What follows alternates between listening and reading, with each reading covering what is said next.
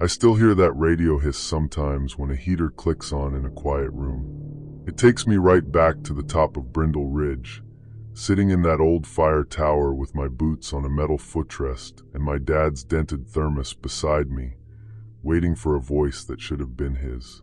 The tower was built in the 1940s, back when the Park Service still used people instead of cameras for most things. My dad had worked that ridge for 26 years. In summer, he watched for smoke. In winter, he checked snow load, radio repeaters, and trail closures. It wasn't glamorous, but he loved it. He said high places made people honest. I was 23 then, between jobs, and embarrassed about it in a way I tried to hide by acting useful.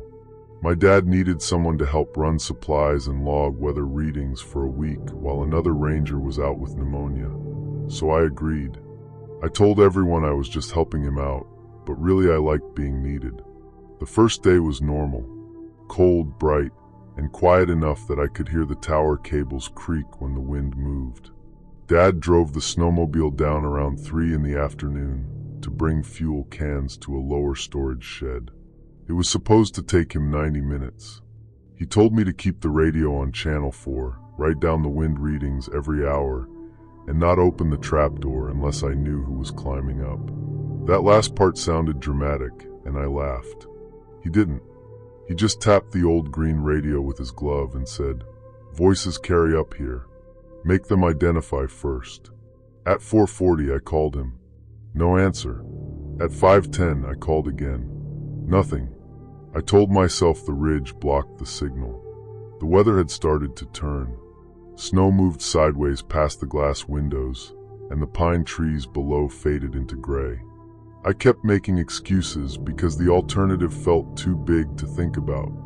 At 5:37, the radio crackled. "Tower, this is base 4. It was a man's voice, low and calm. Not my dad's. I grabbed the mic and asked who was calling. There was a pause. "Base 4. Relay from Ranger Bell. He's delayed at the south shed. Wants you to unlock for incoming personnel." Ranger Bell was my dad. For maybe 2 seconds, I relaxed so hard I almost laughed. Then I remembered what he said about identifying. I asked, "What personnel?" Another pause. Longer this time. "Maintenance." That was the first thing that felt wrong. Park staff didn't just say maintenance on the radio. Dad had drilled all those little habits into me my whole life without meaning to. People gave names, unit numbers, call signs, something. I looked out the north window. The snow was getting thick, but I could see the top landing below the tower. Empty. I asked for a name. The radio hissed. Then the voice said, "Open the lower hatch. It's freezing out here." I didn't answer. The tower had a trapdoor at the top of the stairs, right under the cabin floor. Dad had told me to keep it bolted from the inside at night because hikers sometimes climb towers for fun, even in winter. The bolt was old but heavy. I could see it from where I sat. For the next few minutes, nothing happened. I tried calling Dad again. No answer. I called the ranger station. Static. I tried channel 2, then channel 7. Static on both. At 6:05, I heard something under me. Not a voice. Not footsteps exactly. A soft scrape on the metal stairs. The kind of sound a boot makes when someone places it down slowly. I froze with my hand still on the radio mic. The tower cabin had windows on all 4 sides, but the stairs came up from underneath, so I couldn't see who was below unless I opened the trapdoor or leaned out onto the catwalk. I did neither. A minute passed. Then 3 knocks came from below my feet. Not loud. Polite. I remember that bothered me more than pounding would have. The radio crackled again. "Tower, unlock the hatch." Same voice. I said, "What's the code?" That was something Dad had mentioned that morning. Old Park Service radio codes were mostly retired, but he still used a few with people he knew. I only remembered one because I'd teased him about it. The man answered immediately. 17. I almost unbolted the door. Then I remembered. The code Dad had told me was 71. That difference may have saved my life. I backed away from the trapdoor and turned down the lantern until the cabin was dim. I don't know why. Maybe I didn't want whoever was below to see my shadow moving through the floor cracks. I took the emergency binder from the wall and flipped through it with shaking hands. There were numbers in there for the district office, county dispatch, search and rescue. None mattered if the radio wasn't reaching. My phone had one bar near the east window. I tried calling 911 and got nothing. I tried texting my dad, "Where are you?" It didn't send. Then I heard a little metallic sound. The trapdoor bolt shifting. Not opening, just being tested from the other side. I stepped onto it before I could think. I put both feet on the trapdoor, like my weight would matter against somebody determined. The bolt moved again, then stopped. That was when the person below spoke without the radio. "Your father said you'd be stubborn." I had never heard a colder sentence in my life. It wasn't loud, but the floor carried it up clearly. I didn't answer. I was afraid my voice would give away how scared I was, or worse, that he would know I was alone. He said he's hurt. "You want to keep playing radio games?" At the time, I thought he was trying to scare me into opening the hatch. Looking back, I think he already knew exactly which kind of fear would work on me. I grabbed the flare gun from the emergency box. It was more for signaling than defense, but holding it made my hands feel less useless. I pulled the curtains on the south and west windows, then stopped at the north one because I saw something through the snow. A small orange light down near the tree line. Then another. A snowmobile headlamp, partly covered. Dad's snowmobile. It was parked in the wrong place, facing uphill, tucked behind a stand of firs about 40 yards from the tower. The headlamp was dim, like the battery was almost dead. I stared at it, trying to understand why Dad would leave it there and not come up. Something dark hung from the handlebar. His red scarf. The person under the trapdoor knocked again. "I'm going to count." That sounded so childish that for a second it didn't make sense. Then he started counting backward from 10. Not yelling, just speaking calmly under the floor. I moved to the radio and held the mic so tight my thumb hurt. I remembered Dad telling me the old repeater sometimes caught better if the antenna cable was jiggled, which sounded like the kind of useless advice dads give. But I tried it. The cable ran behind the metal desk. I pulled it loose, shoved it back in, and twisted the dial slowly through the channels. On channel 6, I heard a broken voice. "Repeat, lower road blocked." I almost cried from relief. I pressed the mic. "This is Brindle Ridge Tower. There's someone on the stairs. My father is missing. Please respond." Static. Then the voice under the floor stopped counting. For a second, everything went silent except the wind. Then he hit the trapdoor hard enough to lift it against the bolt. I screamed. I couldn't help it. He hit it again. The whole cabin floor jumped. I backed away, aimed the flare gun at the trapdoor, and fired. The flare blasted into the wood beside the hatch, not through it. Sparks bounced across the floor, and red light filled the room. I stomped at the glowing bits with my boots, coughing from the smoke. But the sound worked. The man below went quiet. The radio came alive. "Brindle Ridge, say again." "This is County Dispatch." I grabbed the mic and repeated everything too fast. The dispatcher told me to stay inside, keep the hatch locked, and signal if I saw responders. She asked whether I could see my father. I looked back at the snowmobile. At first, no. Then movement near the shed line caught my eye. A shape hunched under the trees. It was Dad. He was alive. He was sitting against a stump, one arm tucked close to his body, trying to wave something reflective. Later I found out he had wrecked the snowmobile after someone stretched a thin cable across the trail. It broke his collarbone and smashed the radio clipped to his jacket. The man had dragged the snowmobile near the tower, but left Dad because he must have thought he was out cold. I told dispatch I saw him. The trapdoor didn't move again. That was somehow worse. I didn't know if the man was still beneath me, or if he had climbed down into the snow. The next 40 minutes were the longest of my life. I kept the radio open. Dispatch kept talking. I watched Dad through the window until snow covered him so much he looked like part of the hill. I kept expecting a face to appear in the glass. Search and rescue reached the tower a little after 7. 2 deputies came up first with their flashlights drawn low. When they opened the trapdoor from below, no one was on the stairs. But there were boot prints. Not just coming up. They had been there before. The deputies found an old canvas pack under the first landing. Inside were copies of park radio codes, a hand-drawn map of the tower, 3 protein bars, a pair of bolt cutters, and a little notebook with dates in it. Some dates were from that week. Some were from months earlier. One page had my dad's name. Another had mine. That was the part one didn't tell people for a long time. Whoever he was, he hadn't just wandered up there in a storm. He had listened. He had learned the codes. He knew Dad had a daughter visiting. He knew how to sound official enough to make a tired person doubt herself. They never found him. Dad survived, though he never worked alone again after that. He retired the next year and pretended it was because of his shoulder, but I knew better. He stopped saying high places made people honest. There was one detail nobody explained. The code the man gave me, 17, wasn't random.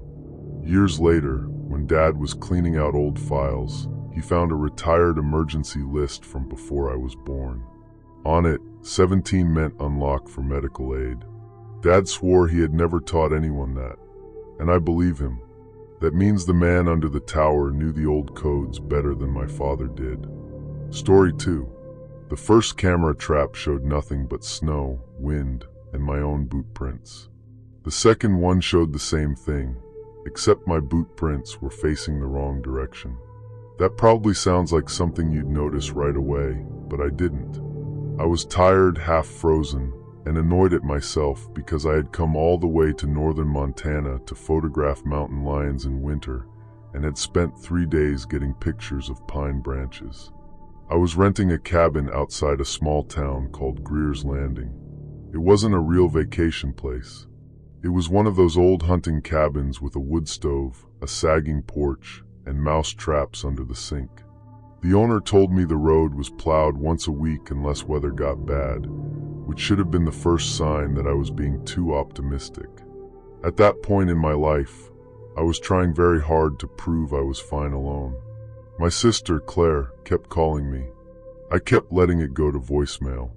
We'd had a stupid argument after our mother died, the kind that starts with paperwork and turns into 15 years of small resentments all coming out at once. I told myself I needed silence. Really, I didn't want anyone checking on me, because that would mean admitting I might need it. The cabin had no cell signal unless I walked up to a ridge about half a mile behind it. It did have an old satellite text device the owner left for emergencies, but I used it only once to tell Claire I'd made it. The first 2 days were normal. Cold, quiet, and beautiful in a bleak kind of way.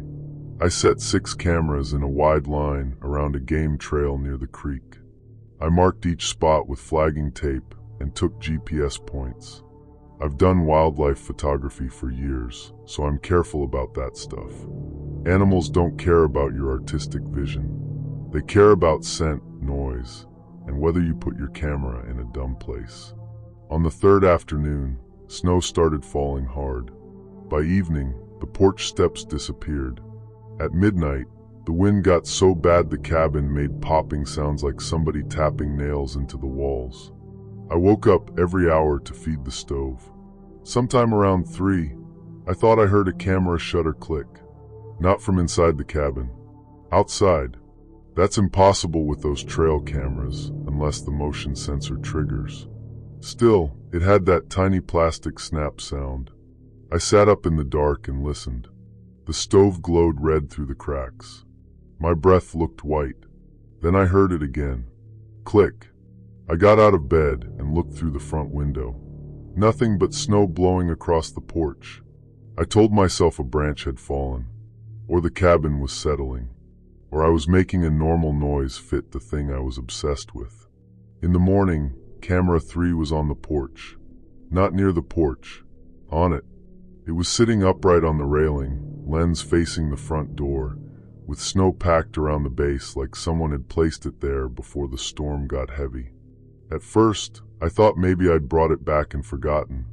That sounds ridiculous, but when you're alone, you start questioning yourself fast. I checked my pack. The strap for camera 3 was missing. I checked my GPS. The point for camera 3 was still down by the creek, 200 yards away. The camera worked fine. Its memory card had 27 shots from the game trail, then one blurry shot of the cabin from the tree line, then nothing until morning. No animal carried it. I stood there in my socks on the freezing porch, holding that camera, and tried to make it make sense. The strange part was the angle. Whoever took that photo had been standing exactly where I had stood the first day when I photographed the cabin for reference. Same tree, same height, same framing. I packed the camera inside and locked the door. That afternoon, I forced myself to hike down to the creek and collect the other cameras. I told myself the storm had shifted things, that maybe a strap failed, that maybe some local kid was messing around. The snow was thigh-deep in places, and the trees made that low groaning sound they make when ice loads the branches. Camera 1 was gone. Camera 2 was still there but turned around, facing the trail I had just walked in on. Camera 4 had been lowered from the tree and set in the snow, lens up. Like it was watching the sky. There were no clear footprints. The storm had filled everything in.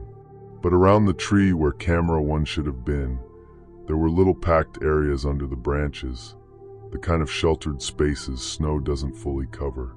Someone had stood there long enough to make the snow hard. I took camera 2 and 4 back. I left 5 and 6 because the light was failing, and I suddenly felt very aware that the woods had more directions than I could watch. Back at the cabin, the satellite device had a message. "Claire, please answer. Weather looks bad there." I stared at it longer than I should have. Then I typed, "Fine. Snowed in. Talk later." I almost told her about the cameras, but I didn't want to sound paranoid.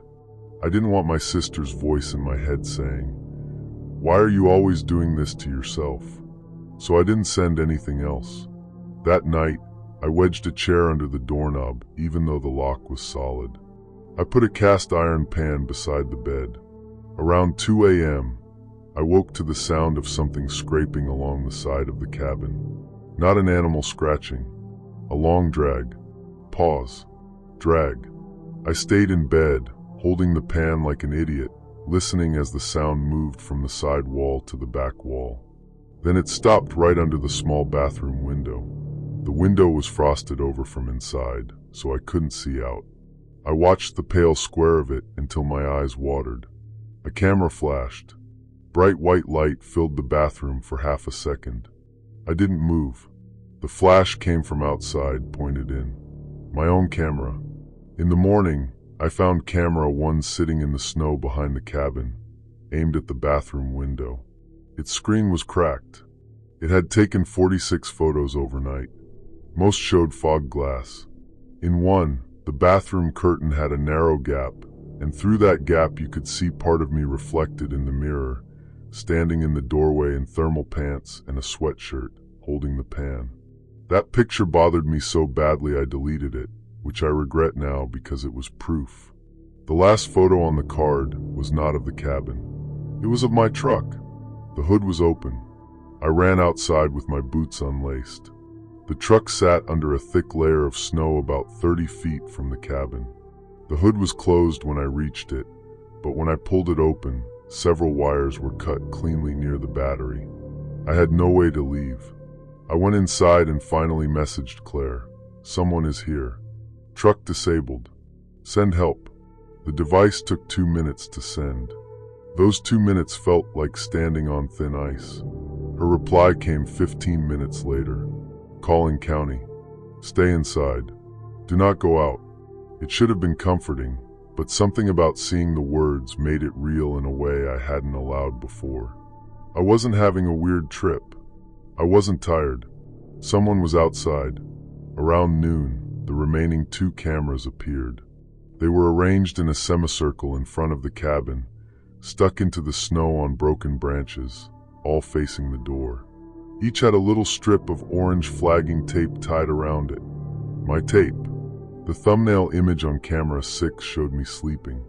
It took me several seconds to understand that. The photo was dark and grainy, but it was unmistakably taken from inside the cabin, from the corner near the coat rack, looking at the bed. The timestamp said 1:14 a.m. 2 nights earlier, before the blizzard. That meant whoever it was had been inside before I knew anything was wrong. I checked the cabin in a way I should have done on day 1. Under the bed, behind the woodbox, the loft, the pantry. Then I noticed the trapdoor in the floor under a braided rug near the kitchen. I had seen the rug. I had stepped on it 20 times. I never knew there was a root cellar underneath. The metal ring was cold in my hand. I lifted the door 2 inches and smelled damp earth and old potatoes. Then I saw a boot print on the top rung of the ladder. Fresh mud. Not snow. Mud. The crawl space below was warmer than outside because it shared heat from the stovepipe. There were food wrappers down there, a flashlight, a folded blanket, and a small notebook with hand-drawn diagrams of animal tracks. Whoever had been there knew wildlife. Not casually. The notes mentioned scent trails, wind direction, approach routes, blind spots. There were sketches of my camera placements before I had even checked them. One page said, "He watches the animals. He does not watch his own back." I dropped the notebook and shut the trapdoor. Then I moved the stove. It was heavy enough that I had to shove it inch by inch, burning my palms through my gloves, but I dragged it across the trapdoor until it blocked the ring. About 10 minutes later, something hit the floor from underneath. Once, then again, not hard enough to lift the stove, just enough to let me know someone was below. I backed into the corner with the pan in one hand and the satellite device in the other. The rescue team reached me late that afternoon on snowmobiles. Claire had called everybody she could think of, including the cabin owner, who admitted there was an old cellar but said it was supposed to be sealed. They searched the crawl space and found a tunnel that came out near a fallen shed behind the cabin. The person was gone. They found boot prints heading into the timber, then lost them in blowing snow. The county thought it might have been a poacher or someone living rough out there. Maybe he watched rental cabins. Maybe he chose mine because I came alone. But the notes make that feel too simple. He had copied my habits too well. He knew which camera I checked first. He knew I avoided calling my sister. He knew I looked outward for danger and not inward. Claire flew out 2 days later. When I saw her at the sheriff's office, I started crying before she even reached me. We didn't fix everything that week, but we fixed enough. I don't do solo winter trips anymore, and whenever I set up a camera trap now, I always turn one back toward camp. It has never caught anything. That should make me feel better, but it doesn't. Story 3. The counseling notes were open on the table when I came back into the lodge. That was the first thing I noticed. Not the cold draft from the hall. Not the office door standing halfway open. The notebook. I knew I had put it in the locking cabinet before dinner because I was the kind of person who checked things twice. At least I thought I was. This happened at a wilderness therapy retreat in Western Oregon. It was a small program, not one of those huge corporate places you hear about. We worked with teenagers and young adults dealing with anxiety, anger, addiction recovery, family problems. I was a field therapist there for almost 4 years. That week, we had finished a 10-day winter program. The clients left on a Thursday afternoon with their parents, tired and muddy, and pretending not to be emotional. The other staff drove out before dark. I stayed behind one night to finish reports because the lodge had internet and my apartment didn't. Also, if I'm being honest, I liked being the dependable one. The person who volunteered for the annoying tasks. It made me feel like I had control. The lodge was an old timber building with 8 bunk rooms, a commercial kitchen, a therapy office, and a big main room with a stone fireplace. In summer, it felt cozy. In winter, after everyone left, it felt like a place pretending to be asleep. Around 7, I heated soup on the stove and worked on notes at the dining table. I remember writing about one client in particular. I'll call him Aaron, though that wasn't his name. Aaron had been in our program the year before. 19, quiet, extremely smart, and very hard to reach. He didn't yell or threaten anyone. He just watched. He had a way of making you feel like every word you said was being filed away for later. I had done his exit session. I told him progress didn't mean never feeling the old pull.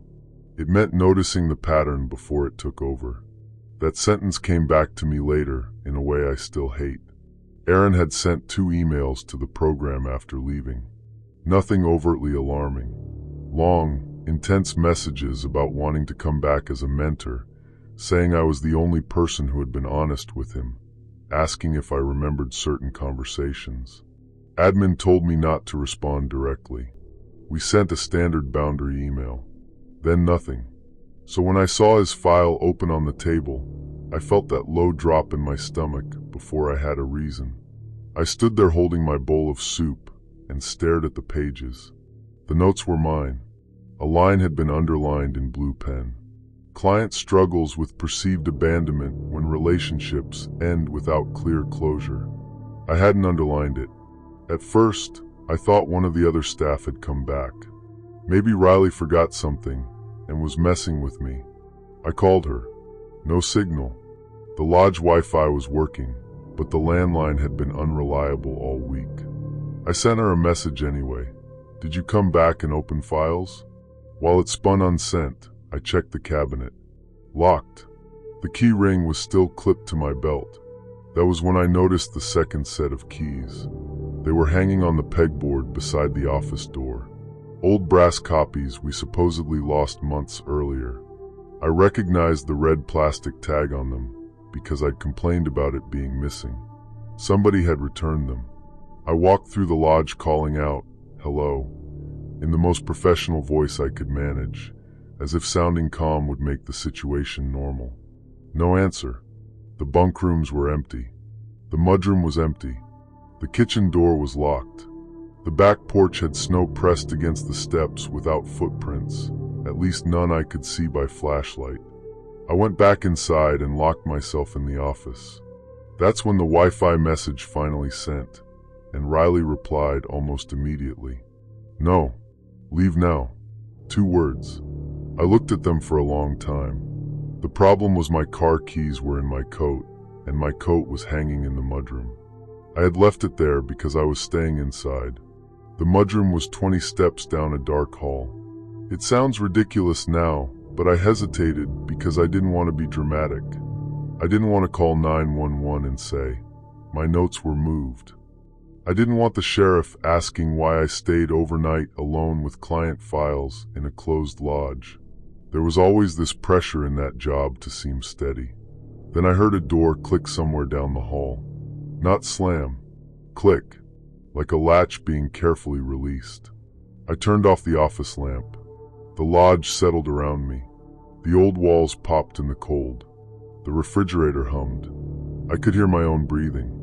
A floorboard creaked outside the office. Someone was walking barefoot or in socks. Slow. Familiar with the building. I held my phone so tight the case cracked. I typed 911 but didn't call yet. I still had this stupid hope that a harmless explanation would appear if I waited long enough. A piece of paper slid under the office door. I didn't pick it up at first. I just looked at it lying on the braided rug, lit by the glow of my phone. Then another piece slid under. Then another. They were photocopies of my old session notes from Aaron's file. Certain phrases highlighted. Needs consistency. Responds badly to vague reassurance. Seeks proof of sincerity. On the last page, written in the margin in blue pen, were the words, "You said to notice the pattern." I called 911. The dispatcher told me to stay where I was if I could secure the door. I pushed a filing cabinet against it. It was loud, scraping over the wood floor, and whoever was in the hall stopped moving. Then my phone buzzed. Unknown number. A text message. I know you are in the office. I didn't answer. Another message came. I can hear the cabinet. The dispatcher was still on the line, asking if I knew who it might be. I said a former client. My voice sounded flat, almost bored, which was strange because my hands were shaking so badly I had to put the phone on speaker. She asked if he had weapons. I said I didn't know, and that was the worst part. I didn't know anything useful. I knew his family history. I knew his triggers. I knew the metaphor he used for anger. I knew he liked black coffee and hated being called resilient. But I didn't know if he was standing 6 feet away holding something that could get through the door. For 10 minutes, nothing happened. Then he spoke. Dr. Marin? He used my last name, not my first. He sounded close to the floor, like he was sitting in the hallway. I'm not here to hurt you. I didn't answer. He said, that's what everybody thinks. That I came here to do something bad. His voice was calm. Hurt, almost. That made it harder. Some part of me still wanted to respond like a therapist. To de-escalate. To use the training. The dispatcher said quietly, do not engage unless you have to. So I didn't. He talked anyway. He said he had come back 3 times since summer. He said the staff never noticed. He said the old crawl space under the lodge connected to the supply closet, and the lock on the outside door could be opened with a bent tent stake. He said he slept under the building one night while a group was there, because he wanted to know if the program felt the same without him in it. At the time, I didn't understand why he was telling me all that. Later, I realized he wanted credit. He wanted me to understand the work he'd put in. My phone buzzed again. A photo message from the unknown number. It was a picture of me taken earlier that evening through the dining room window. I was sitting at the table with my laptop open, eating soup. Behind my reflection in the glass, barely visible, was Aaron's face. I had been looking right past him. That image changed something in me. Not into panic exactly. Into clarity. The office had one small window behind the desk. It opened onto a narrow roof over the wood storage lean-to. Staff used to joke it was a fire escape if you were very desperate and didn't mind breaking an ankle. I became very desperate. I whispered to the dispatcher what I was doing. Then I took the metal emergency whistle from the desk drawer and threw it hard against the office door. It hit with a sharp crack. The person in the hall moved. I heard him stand. While he focused on the door, I opened the window as quietly as I could. Cold air poured in. The screen was stuck, so I kicked it out. That part was not quiet. He hit the office door once. The filing cabinet shifted. I climbed onto the desk, shoved myself through the window, and dropped onto the lean-to roof. My hip hit hard enough to make my leg go numb, but I stayed up. I slid down the icy roof and landed in the woodpile. The sheriff's deputies were still 20 minutes away because the retreat road had iced over. I ran to the equipment shed in my socks. My coat and car keys were inside the lodge, but the shed had a radio we used for field groups. I locked myself in and called Riley on the program channel because she lived closest and always kept her hand held on during program weeks. She answered half asleep. I said, "He's here." She knew who I meant before I said the name. Riley drove up in her husband's truck before the deputies arrived. She didn't come into the lodge. She parked at the gate and laid on the horn until lights appeared down the road. I think that noise saved me from having to find out whether the shed lock would hold. They found Aaron in the therapy office. He had moved the filing cabinet back and was sitting at my desk, reading the notes he had slid under the door. He did not resist. He told the deputies he only wanted a final session. No weapon was found. That's the fact people use when they want to make it sound less serious. But they also found supplies in the crawl space under the lodge. Food, batteries, a sleeping bag, copies of staff schedules, printed photos from social media, and a folder labeled, in his handwriting, "Proof of Care." I left that job 3 months later. I know he was a troubled person. I know he needed help. I know fear can make people sound like villains when real life is messier than that. But I also know I locked that file cabinet. And every time I do paperwork now, I check the room behind me before I write anything personal down. Story 4. The first impossible reading came in at 2:17 in the morning. Motion detected. North sensor. Distance 118 meters. That doesn't sound scary by itself, especially not in a weather station where half the equipment complains all night. Snow clogs vents. Ice bends antenna brackets. Foxes chew things they shouldn't. Wind can make a sensor think a ghost just crossed the yard. But this station wasn't near a town. It was a 2-room research cabin on the edge of the Alaskan Arctic, used mostly for collecting wind, temperature, pressure, and snowpack data. I was 26 and still knew enough to say yes to assignments older techs avoided. 2 weeks alone sounded like proof I belonged. The cabin sat on pilings above hard ground, with an instrument mast to the north, a fuel cache to the east, and flat white nothing in every other direction. In clear weather, the place was beautiful. In bad weather, it felt like being inside a ping-pong ball while somebody shook it. My fiancée, Megan, hated that I took the job. She never said it like that. She said reasonable things like send check-ins and don't ignore small problems, and I know you get embarrassed asking for help. That last one was annoying because it was true. Satellite messages worked, but they were delayed and limited. We sent short notes, almost like telegrams. Megan, love you. Eat something besides instant noodles. Me too late. It was stupid and normal, and I depended on it more than I admitted. A whiteout started on day 6. By dinner, I couldn't see the fuel drums 20 yards from the window. The wind pushed snow through tiny gaps around the door. The generator coughed twice, recovered, then settled into a rough sound I didn't like. At 2:17, the north motion sensor pinged. I checked the laptop from my bunk. The sensor showed movement along the mast line. That was weird but not alarming. I marked it as wind interference. At 3:04, the east sensor pinged. Distance 94 meters. That one faced the fuel cache. I put on boots and a parka, but didn't go outside. I stood at the window with my headlamp off, looking into a wall of moving white. The cabin lights reflected my own face back at me. I looked pale and irritated, like a person trying not to admit fear. The sensors went quiet until 4:11. South sensor. Distance 71 meters. There was no south sensor. I stared at the screen. The station map showed 4 sensor inputs, but only north, east, and west were installed. The 4th port had been dead since before I arrived. I knew because I'd complained about it in my first daily report. I rebooted the system. When it came back up, the south reading was gone. I wrote phantom input during storm in the log and tried to sleep. By morning, the storm was worse. The world outside had no horizon.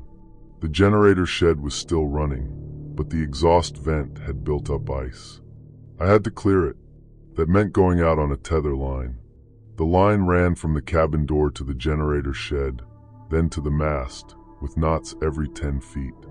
I clipped in, stepped outside, and immediately lost the cabin behind me. Wind hit the side of my hood so hard I had to lean into it. I cleared the vent with a metal rod and checked the fuel line. Nothing looked tampered with. Then on the way back, my boot hit something buried in drift snow. I dug it out, a yellow survey flag. Not ours. The plastic tag on it had black marker writing, mostly scratched away by ice. I could only read 2 letters. Me. I thought maybe it said meter or melt, or belonged to some old survey crew. Still, I brought it in because the station log required noting foreign markers. Inside, I had a delayed message from Megan. Megan, bad storm on map. Please don't be stubborn. I almost laughed because I had the survey flag in my hand and snow melting off my sleeves onto the floor. I typed, all good. Equipment glitching. Clearing generator. I didn't mention the south sensor. Again, embarrassment. I didn't want to be the new guy who got creeped out by weather equipment. That afternoon, the sensor pattern returned. North, east, south, west. Every reading closer than the last. 118 meters. 94. 95. 96. I pulled up the raw data. It didn't look like wind noise. Wind noise jumps around. This had pacing. Gaps of 40 to 50 minutes. Direction changes that formed a rough circle. At 5:30 p.m., the west sensor triggered at 36 meters. Something outside the cabin knocked 3 times. I wish I could say I stayed calm, but my first reaction was stupid. I called out, "Hello." The wind swallowed my voice. Another knock. 3 taps on the west wall, near the storage shelf. There was no porch on that side. No ladder. Nothing but drift snow piling against the pilings. I turned off the inside light. That made the cabin disappear around me, but it also killed my reflection in the window. I moved slowly to the west side and lifted the curtain just enough to look out. Nothing. Then the motion alert sounded again. South input. Distance, 22 meters. I backed away from the window. The emergency manual said to notify base if unknown human activity was suspected within the station perimeter. It also said not to leave shelter during whiteout unless remaining inside created greater danger. Those 2 instructions sat beside each other like they were written by people who had never been scared. I sent base a priority message. Possible human activity near station. Sensors show circling movement. Whiteout. Request guidance. Delivery pending. Then I sent Megan one too, even though there was nothing she could do. Me, something weird outside. I'm inside and locked. I'll keep updating. It felt cruel to send that, but it felt worse not to. The power flickered at 6:12. The generator didn't die, but the lights dipped and came back dimmer. The laptop switched to battery, then reconnected. Outside, something metallic clanged. The fuel cache. I checked the camera feed. The station had one exterior camera pointed east, mostly for snow accumulation. The image was a blur of static and blowing ice. Then, for one frame, I saw a dark vertical shape between the drums. Not an animal. Too tall. I saved the clip. The next message came from base, delayed by almost 30 minutes. Base, stay inside. Could be sensor ice. Are there tracks? I looked at the screen and said out loud, "You've got to be kidding me." I couldn't see tracks in a whiteout from inside. I couldn't even see the ground. At 7:01, the generator stopped. No cough. No sputter. Just silence. The cabin changed immediately. Without the engine noise, I heard every small thing. Snow striking the walls, the tick of cooling pipes, my own swallow.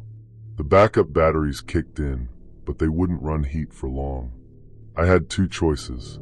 Stay inside and freeze slowly if the generator stayed down, or go out and risk whatever was moving around.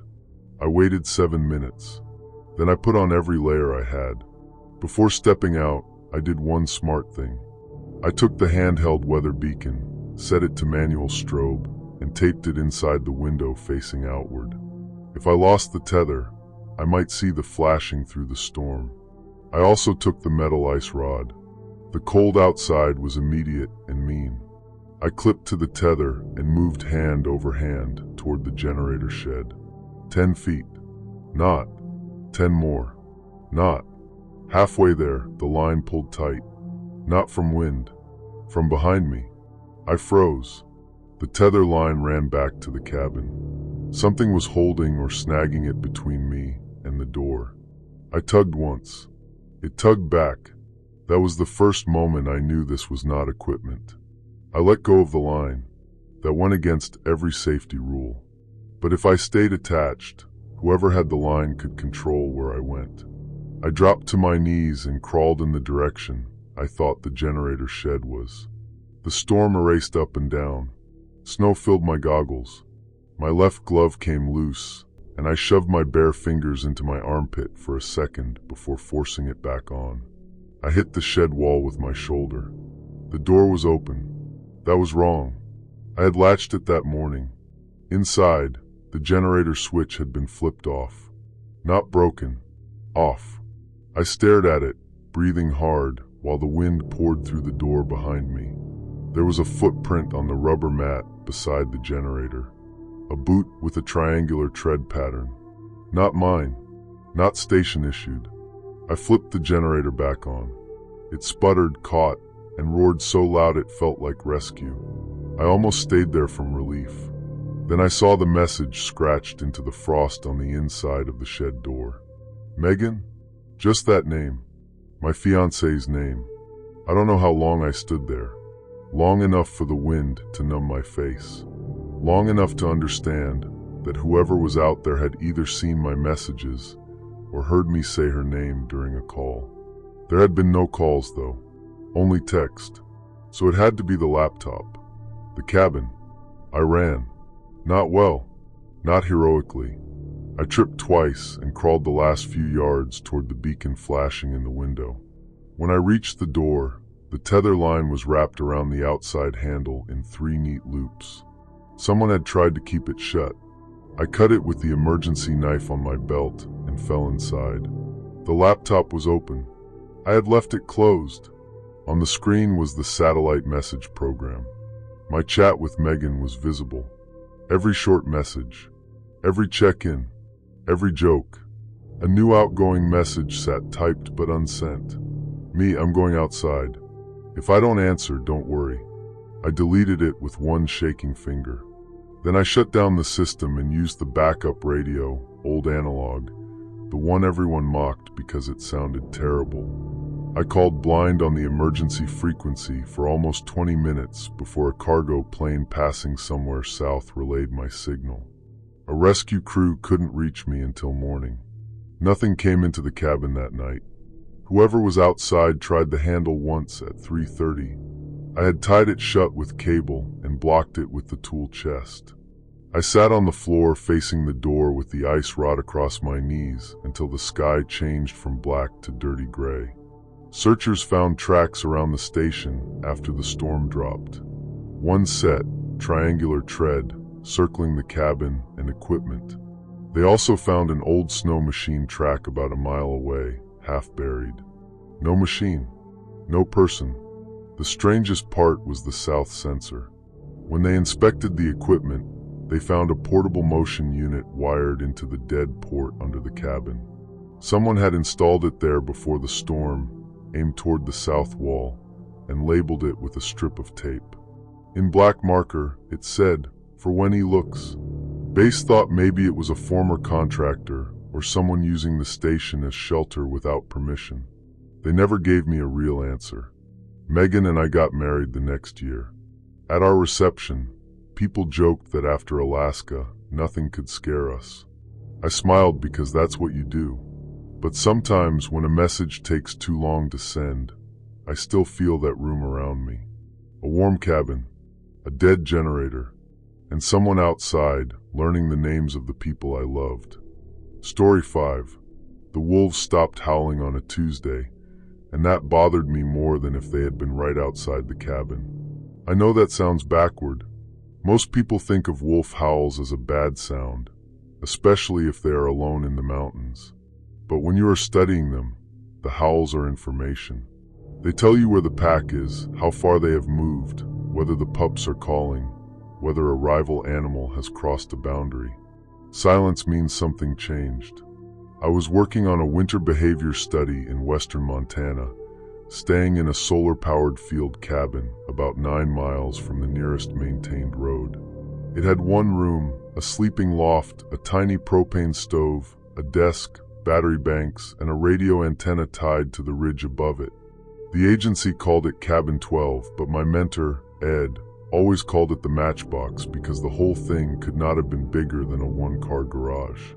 Ed had trained me in that area years before. He was the kind of biologist who could tell you which animal had crossed a trail by the rhythm of the prints, not just the shape. He kept field journals in pencil, dozens of them, rubber-banded in old coffee cans.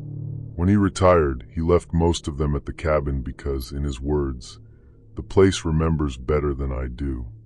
I liked being alone out there. That was part of why I took the assignment. My life in town had gotten loud in ways I did not want to explain to anyone, and the cabin gave me work that made sense. Check cameras, swap batteries, log tracks, upload audio files when the satellite unit behaved. For the first 8 nights, the wolves passed the valley almost on schedule. Then they stopped. At first, I thought weather had shifted them east. A hard front came through Monday night, heavy snow and wind strong enough to bury my boot tracks in 20 minutes. Tuesday morning, I hiked the short transect to Camera 3 and found wolf tracks, but they did something I had not seen there before. They came down from the ridge, crossed the game trail, and then turned back the way they came. Not scattered, not chasing, just turned around. That afternoon, I pulled the memory card from Camera 3. It had the pack at 2:14 a.m., 5 animals moving single file through falling snow. 30 seconds later, they came back through in the opposite direction, faster. Behind them, at the edge of the frame, there was a shape. It was only visible for 2 frames. Too large for a wolf, too low for an elk. The snow blurred it, and the infrared washed out depth, but I remember leaning closer to the laptop screen and feeling that little professional embarrassment you get when you do not know what you are looking at. I sent the frames to Ed by satellite email. His reply came 2 hours later. "Check my green notebook, winter 2009. Stay close until you know." That was all. Ed did not dramatize things. He never used exclamation points. So "stay close" from him meant more than a page of warning from anyone else. I found the green notebook in the second coffee can under the desk. Winter 2009 was mostly snowpack measurements, pack movement, and notes about a collared female wolf. Then, around mid-February, there were several entries marked with little triangles in the margin. One line stood out. "When the pack goes quiet together, look for the injured animal, not the dominant one." I read that sentence 3 times. The next pages described an old bull moose that had been hit by a vehicle lower in the valley and pushed up slope by snowmobiles. Its front leg had healed wrong. It had become unpredictable, circling back on trails, bedding near human structures, reacting to any movement like a threat. The wolves avoided it for a week. Not because it was hunting them, but because it was large, hurt, and wrong in the way hurt animals can be wrong. I remember thinking, fine. Moose. Dangerous, but explainable. That night, something brushed the side of the cabin. Not a branch. The branches were above the roofline and had a lighter scraping sound. This was lower, a heavy drag along the logs. I shut off the desk lamp and stood there in the dark, listening. The cabin had 4 small windows, all with storm shutters that latched from inside. I had closed 3 because of the wind. The 4th, the one by the sink, had a narrow uncovered strip at the top where the shutter warped away from the frame. Something passed through the slice of moonlight outside. I did not see a shape, just the light going away and coming back. I picked up the air horn we used for bear encounters and slept, or tried to, in my clothes. The next morning, the snow around the cabin was ruined. That is the only word I have for it. Not tracked, ruined. There were deep prints circling the cabin, overlapping with drag marks. Some looked like moose. Some were smeared where the hoof had slid.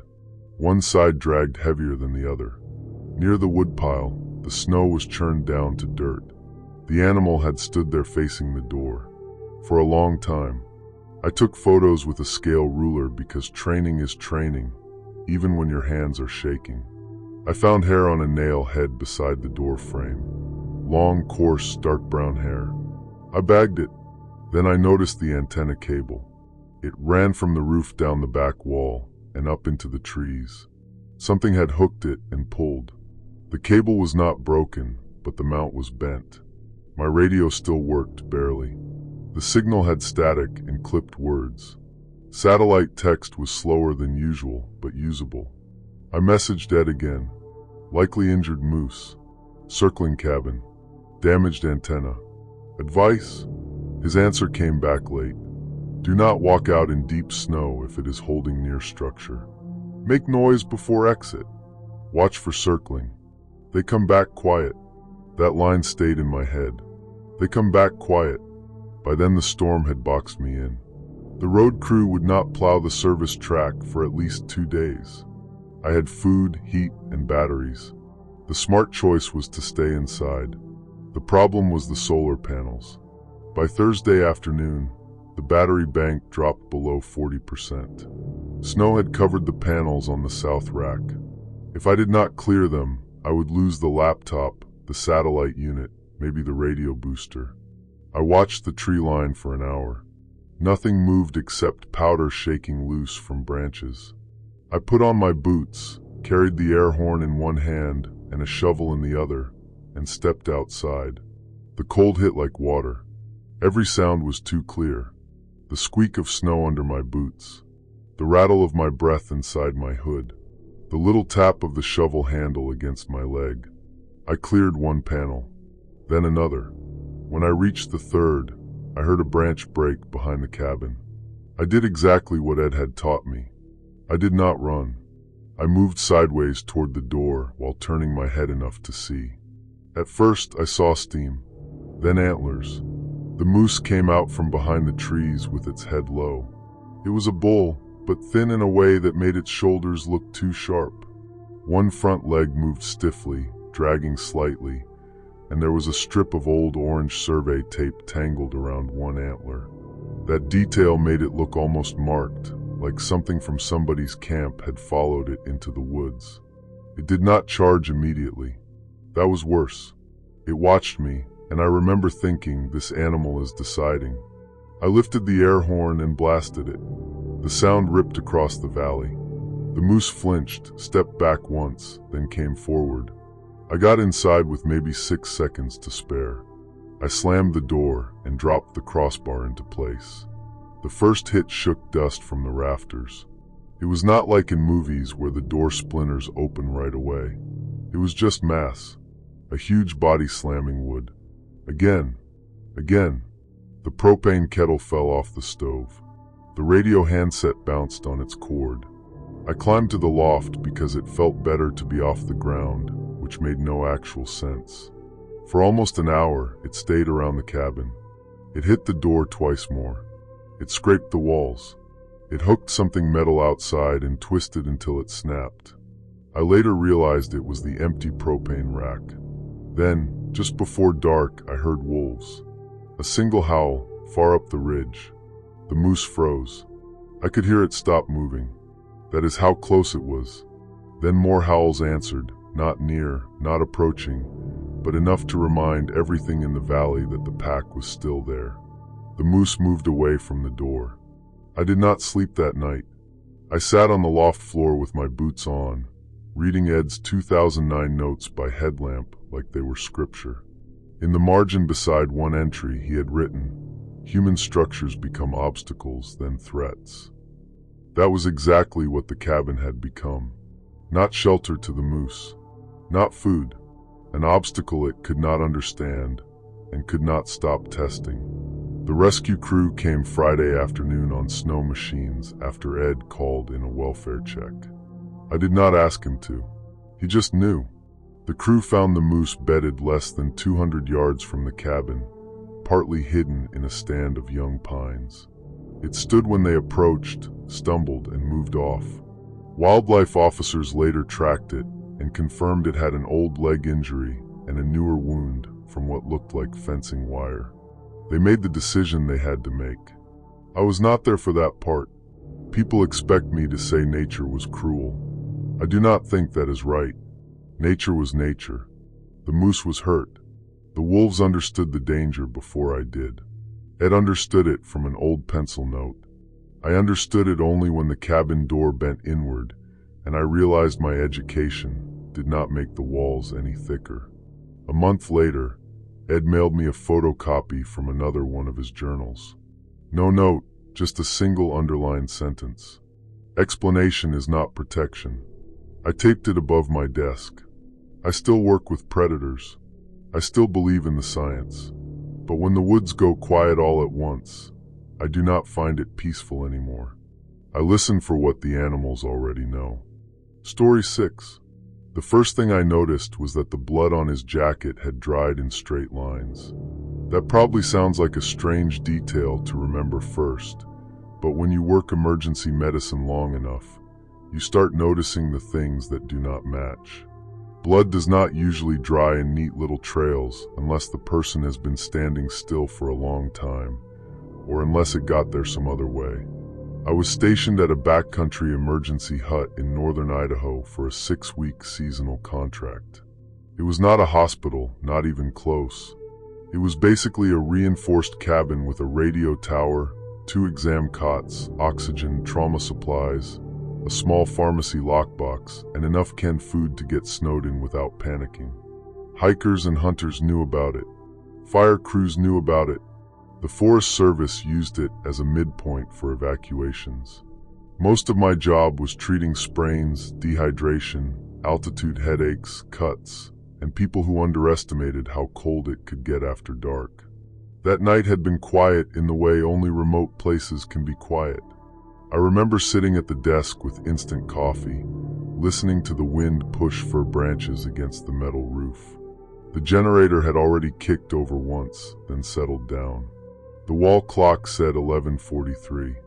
Then someone hit the outside door hard enough to shake the frame. Not knocked. Hit. I grabbed the radio first, then my headlamp. The hut had a small security window beside the door, thick plexiglass with wire through it. When I looked out, I saw a man bent forward with one hand pressed against the wall. He said, "Please, Bear, please."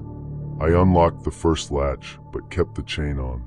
He looked to be in his 40s, maybe early 50s, with a heavy beard and a camo jacket that had dark stains across the front.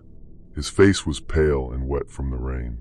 He kept shifting his eyes past me, not at me. I asked where he was hurt. "My side," he said. "Bear got me."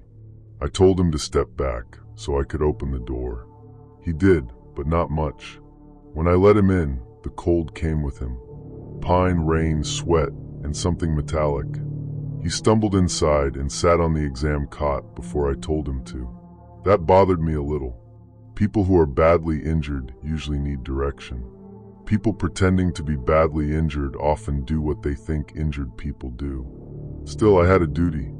You do not become a nurse and then decide who deserves help because their story feels off. I locked the door again and asked him his name. "Darren," he said. "Last name?" "Cole."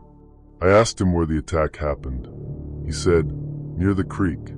There were 3 creeks within 5 miles. I cut his jacket open with trauma shears. Under it, he had a flannel shirt torn along the right side. There were scratches on his ribs, but they were shallow. Long parallel red marks. They looked painful, but they did not look like a bear had done them. I had seen bear injuries twice before. Not often, but enough. Bears do not leave clean little scratches like a house cat. They crush, tear, and throw. Even a minor swipe does real damage. I cleaned the cuts and asked what kind of bear. He said, "Black bear." A minute later, when I asked him how big it was, he said, "Grizzly-sized." There are grizzlies in some parts of Idaho, but not in that exact area, or at least not officially. Could one wander through? Sure. But people who have just been attacked do not usually change the species because the room got quiet. I asked if anyone was with him. No. I asked where his pack was. Lost it. I asked if he had a vehicle nearby. Trailhead. Which trailhead? He stared at the floor and said, "The north one." There was no north trailhead. There was an east trailhead and the old logging road pullout, which some people called the north access if they were local. He did not sound local. I reached for the radio to call dispatch. That was the first time he grabbed my wrist. Not hard enough to hurt me, but hard enough to stop me. He said, "Don't call yet. There's another guy." I pulled my hand away and kept my voice flat. "Where?" "Outside somewhere." "Was he attacked too?" Darren swallowed and looked at the covered window. Maybe. The strange part was how he said it. Not scared, not confused. More like he was testing which answer would work. I told him I needed to call it in either way. Backcountry medical protocol was not optional. Possible animal attack, possible second victim, possible evacuation. He stood up too fast for someone with a torn side and said, "No radio." I stepped back toward the supply counter. There was bear spray in the top drawer. The irony of that did not hit me until later. I said, "Sit down." He did, but his eyes moved around the hut. The medicine lockbox, the door behind me, the small sleeping room, the radio. The radio was old, mounted on the wall, with a handheld backup charging beside it. I turned my body like I was reaching for gauze and quietly slid the handheld into the pocket of my fleece. I told him I was going to take his blood pressure. While I wrapped the cuff around his arm, I saw something under his sleeve. A hospital wristband. Not fresh, but not old. White plastic with the end torn jagged, like he had ripped it off instead of cutting it. I could only read a few letters. Not Darren Cole. The name looked like Marsh. I asked if he had been treated somewhere earlier. He looked down and shoved his sleeve lower. No. That was when the outside motion light clicked on. The hut had one light over the front door and one over the woodpile. They were not perfect. Deer set them off. Sometimes wind did. But when that light came on, Darren turned his head so fast the blood pressure cuff slipped off. I heard the sound a second later. A soft scrape against the exterior wall. Darren whispered, "Don't open it." No one had knocked. I asked, "Who's outside?" He said, "The bear."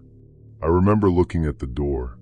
The window was fogged from the difference in temperature, but at the bottom edge, where the seal had a gap, I saw a shadow move past. Not tall, not animal-shaped either, just movement. I stepped behind the counter, put my hand in my pocket, and keyed the handheld radio low so it would not squawk. I did not say anything yet. I wanted the channel open. The little green transmit light blinked against my palm. Darren noticed. His whole face changed. Before that, he had been playing injured. After that, he was just a man in a locked room with me. He said, "Give me that." I said, "No." He stood again. At that exact moment, something hit the back door. The back door led to a tiny storage mudroom, and then outside. We never used it at night because the latch stuck. The sound was not a slam. It was two quick bangs, then scraping like someone dragging a tool down the wood. Darren backed away from it. That was the first time I believed he was afraid of something. I just did not know if that made him less dangerous or more. A voice came from outside the back door. "Hey, nurse." It was a man's voice. Calm. Too calm for midnight in the rain. Darren whispered. He followed me. I asked, "Who?" "My brother." That was the third version of the story. I told the voice outside to identify himself. He laughed once and said, "He tell you a bear did that?" Darren moved toward me, not the door. I lifted the bear spray from the drawer and held it low. The voice outside said, "Ask him about the truck." I do not know why, but that sentence made my stomach drop more than anything else. I keyed the handheld and said quietly, "Base, this is Hut 3. I have 2 adult males at the hut, one inside, one outside. Possible assault. Need law enforcement and medical evacuation staged at East Access. Do not call back on speaker." There was static, then the dispatcher came through low because I had turned the volume down earlier. "Copy, Hut 3. Darren heard enough. He lunged for the radio in my pocket. I sprayed him. Bear spray indoors is as bad as you imagine. Worse maybe. The whole room became fire. He yelled and stumbled sideways into the cot. I could not see. My eyes slammed shut and watered so hard it felt like crying from inside my skull. But I knew the room. I had walked it for weeks. I moved left, hit the wall, found the front door, and got behind the supply cabinet. I kept the exam cot between us. Darren coughed and cursed. Outside, The man at the back door started yelling too, not words at first, just anger. Then the front window shattered. Not the security window. The small side window near the desk, the one that opened during summer. A rock came through it wrapped in something. The room filled with cold rain and pepper spray. Darren dropped to his knees. I heard him gagging. I did not feel bad. That sounds cruel, but it is true. I crawled to the sleeping room, locked that door, and shoved the little metal bed frame against it. There was a second radio unit in there because the old nurse before me insisted on redundancy. At the time I thought she was dramatic. That night I blessed her name. I called again and gave dispatch everything. 2 men. 1 inside, 1 outside. Pepper spray deployed. Window broken. I was locked in the sleeping room. I had no firearm, only medical tools and spray. They told me deputies and Forest Service were moving, but the road conditions were bad. For the next 20 minutes, the hut sounded like it was coming apart. Darren yelled at the other man. The other man yelled back. From what I could piece together, they had come up together in a truck that was not theirs. They were looking for something. Pills, probably, though the lockbox at Hut 3 had almost nothing anyone would risk prison for. Darren had gotten cut, either breaking into something or fighting the other man. One of them had seen the medical hut marker on a map. The bear attack had been a story to get me to open the door. At some point, the back door gave way. Then it got quiet. That was worse. I sat on the floor with my knees against the bed frame, holding a pair of trauma scissors like they were going to save me. The radio crackled every few minutes. Dispatch kept me talking, so they knew I was conscious. I heard footsteps outside the sleeping room door once. Slow ones. Someone tried the knob. I did not breathe. A man whispered, "I'm hurt bad." It was not Darren's voice. I almost answered. That is the part one still hate. Even after everything, some trained piece of me wanted to open the door because someone said they were hurt. Then I saw blood under the door. Just a little.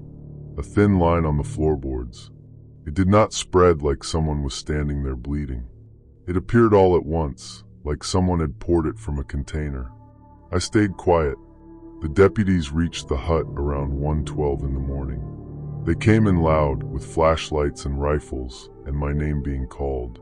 Darren was found outside by the woodpile, coughing, half blind from the spray, with zip ties in his pocket. The second man was gone. They found the truck 2 days later abandoned near a service road. It had been stolen in Spokane. Inside were maps, a crowbar, 2 empty gas cans, and a notebook with addresses of remote cabins and seasonal stations. My hut was circled. There were 3 other places circled too. Darren's real last name was Marsh. The hospital band was from an emergency room he had left without being discharged earlier that week. His cuts came from broken glass, not a bear. He refused to talk much after his arrest, and as far as I know, the other man was never found. The official report called it an attempted burglary and assault. I guess that is accurate enough. But there is one detail that never fit.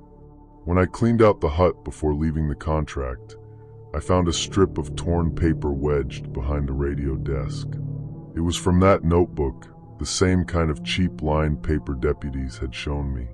On it, someone had written the code for the medicine lockbox.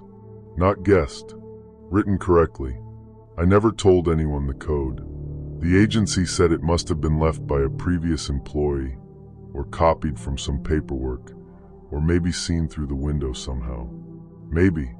But I still think about Darren sitting on that exam cot, looking at the lockbox before he looked at me. And when people ask why I quit backcountry nursing, I never mention the bear story. Because there was never a bear. Story 7. The first page was pinned to the kitchen window with a steak knife from my own drawer. It was after midnight, and the desert outside the glass was completely black except for the porch light and the moths bumping themselves stupid against it. At first, I thought the page was a flyer or some kind of note from the property owner. Then I saw my own words on it. Not published words. Private words. The kind of sentences you write and then stare at for 10 minutes because you are not sure whether you hate them or whether they are too honest. I had rented the homestead to finish a book I had been avoiding for almost 2 years. It sat about 40 minutes outside a small town in New Mexico, down a dirt road that turned to washboard after the first mile. The place had been renovated just enough to look good in photos. Tin roof, old water tank, cracked adobe walls sealed with fresh plaster, a wood stove nobody used, and a writing desk positioned to face a wide window looking out at empty land. My wife, Anna, had died 3 years earlier. I do not like writing that sentence because it sounds too clean for what grief actually does to a person. But it is the plain truth. After she passed, I wrote short things, articles, essays, nothing personal. Then an editor who knew us both suggested I write the book I was clearly circling around anyway. So I went to the desert because I thought silence would help. For the first few days, it did. I woke up before sunrise, made coffee, wrote until noon, walked the dry arroyo behind the house, then came back and edited at night. I barely spoke. I let my phone sit on the windowsill, where it got 1 bar if the weather felt generous. The owner had told me there was no Wi-Fi, which was part of the appeal. On the 4th night, I found the page. It was from chapter 2, a scene where I described Anna washing blueberries in our old apartment kitchen. I had changed her name in the manuscript, but not well enough. Anyone who knew me would have known. At the bottom of the page, someone had written in pencil. She laughed at this part. I stood there for a long time with my hand on the sink, reading that line. Then I checked the drawer. 1 steak knife was missing. The rational explanation was simple. I had printed pages earlier that day. Maybe one had blown out the door. Maybe I had left the knife outside after cutting twine on the firewood bundle. Maybe I wrote the pencil note myself and forgot, though I knew I had not. I opened the door and pulled the page off the window. The knife point had gone deep into the old wooden frame. Outside, the porch dust showed footprints. Not boot prints. Bare feet. Smallish. Adult, probably. Toes clear in the dust. They came from the side of the house, stopped at the window, and went back the same way. I did not sleep much. In the morning, I drove into town and bought a cheap trail camera, a door wedge, and a new deadbolt, even though the owner said the locks were fine. The cashier asked if I was hunting coyotes. I said something like that, and immediately felt ridiculous. I set the camera on a fence post facing the back of the house. That night, nothing happened. The next night, another page appeared. This one was taped to the outside of the bedroom window, right where my face would be if I sat up in bed. It was from a section I had written only that afternoon. That mattered. I had not printed it. The manuscript file was on my laptop. The laptop had been inside the house all day. No Wi-Fi, no shared folder, no cloud sync because there was no connection. I used an old word processor program because I am one of those annoying people who distrusts updates. The page was formatted exactly like mine. Same font, same margins, same typo where I had written breath instead of breathe. At the bottom, in pencil, "You made yourself look kinder." I remember backing away from the window like the glass could fail. I searched the house. Under the bed, closets, pantry, crawlspace hatch in the laundry room. Nothing. Then I checked the trail camera. The memory card had one clip from 1:17 a.m. The porch light washed out most of it, but I could see a figure moving along the side of the house. Not enough detail to identify them. Just a person in loose clothing, head covered, keeping close to the wall. They reached the bedroom window and stood there. For 6 minutes. They did not tape the page right away.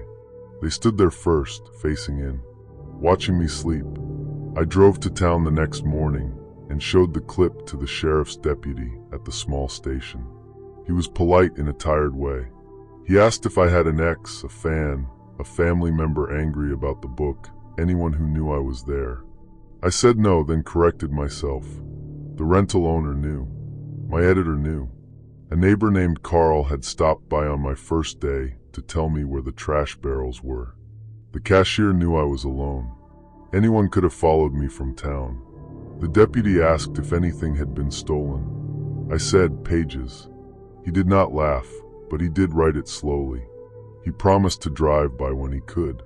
I believed he meant it.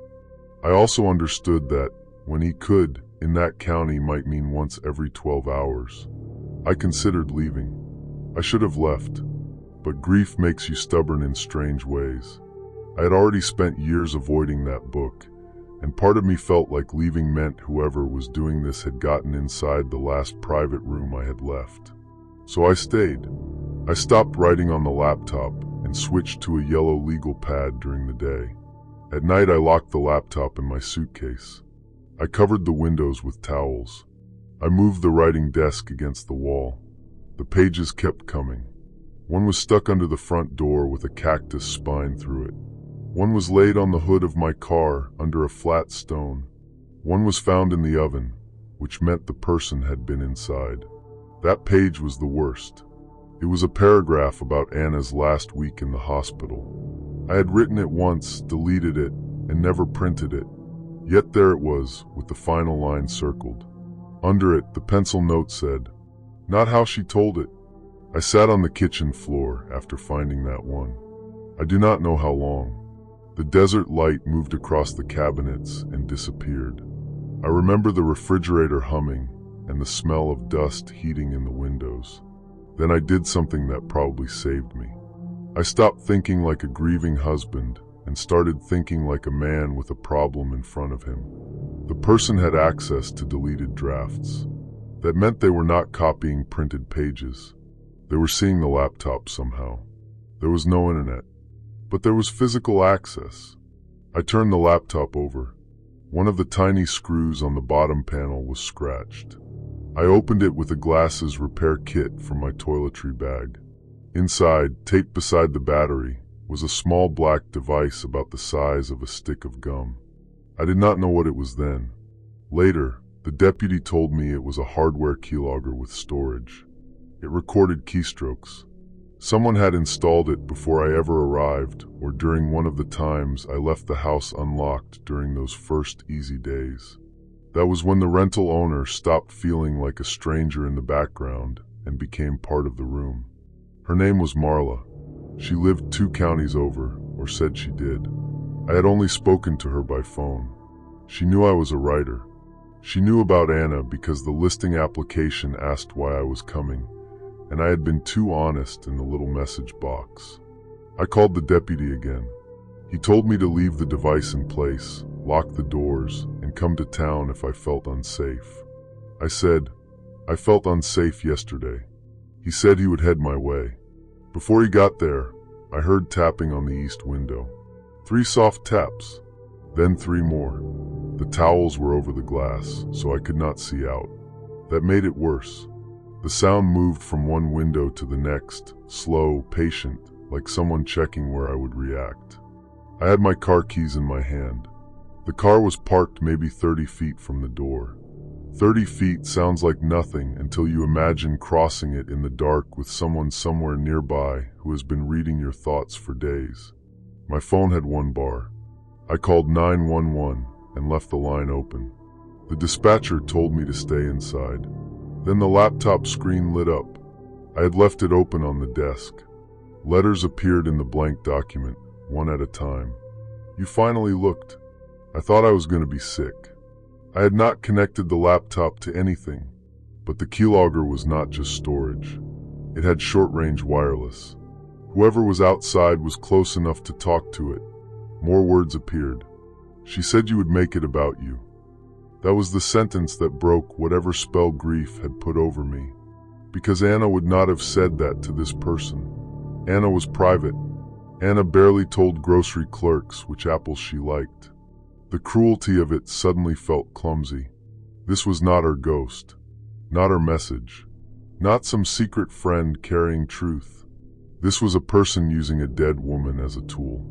I grabbed the wood stove poker and the door wedge. I did not run to the car.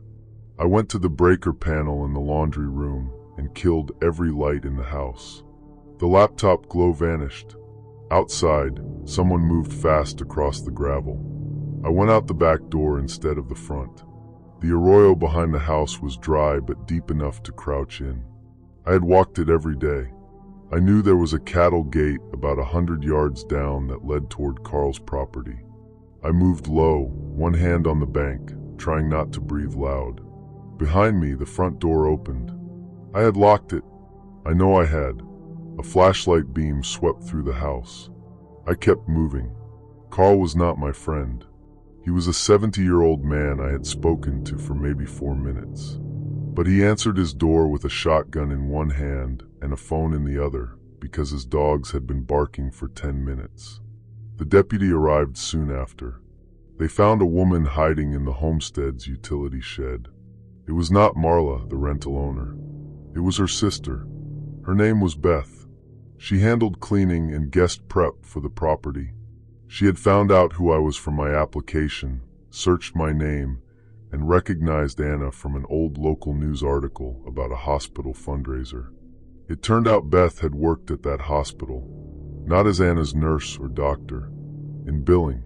She had seen my wife's name in a system years before and built some kind of private story around it. That is the part people never know what to do with. They want a clear reason. Money, revenge, obsession. Maybe it was obsession, maybe loneliness.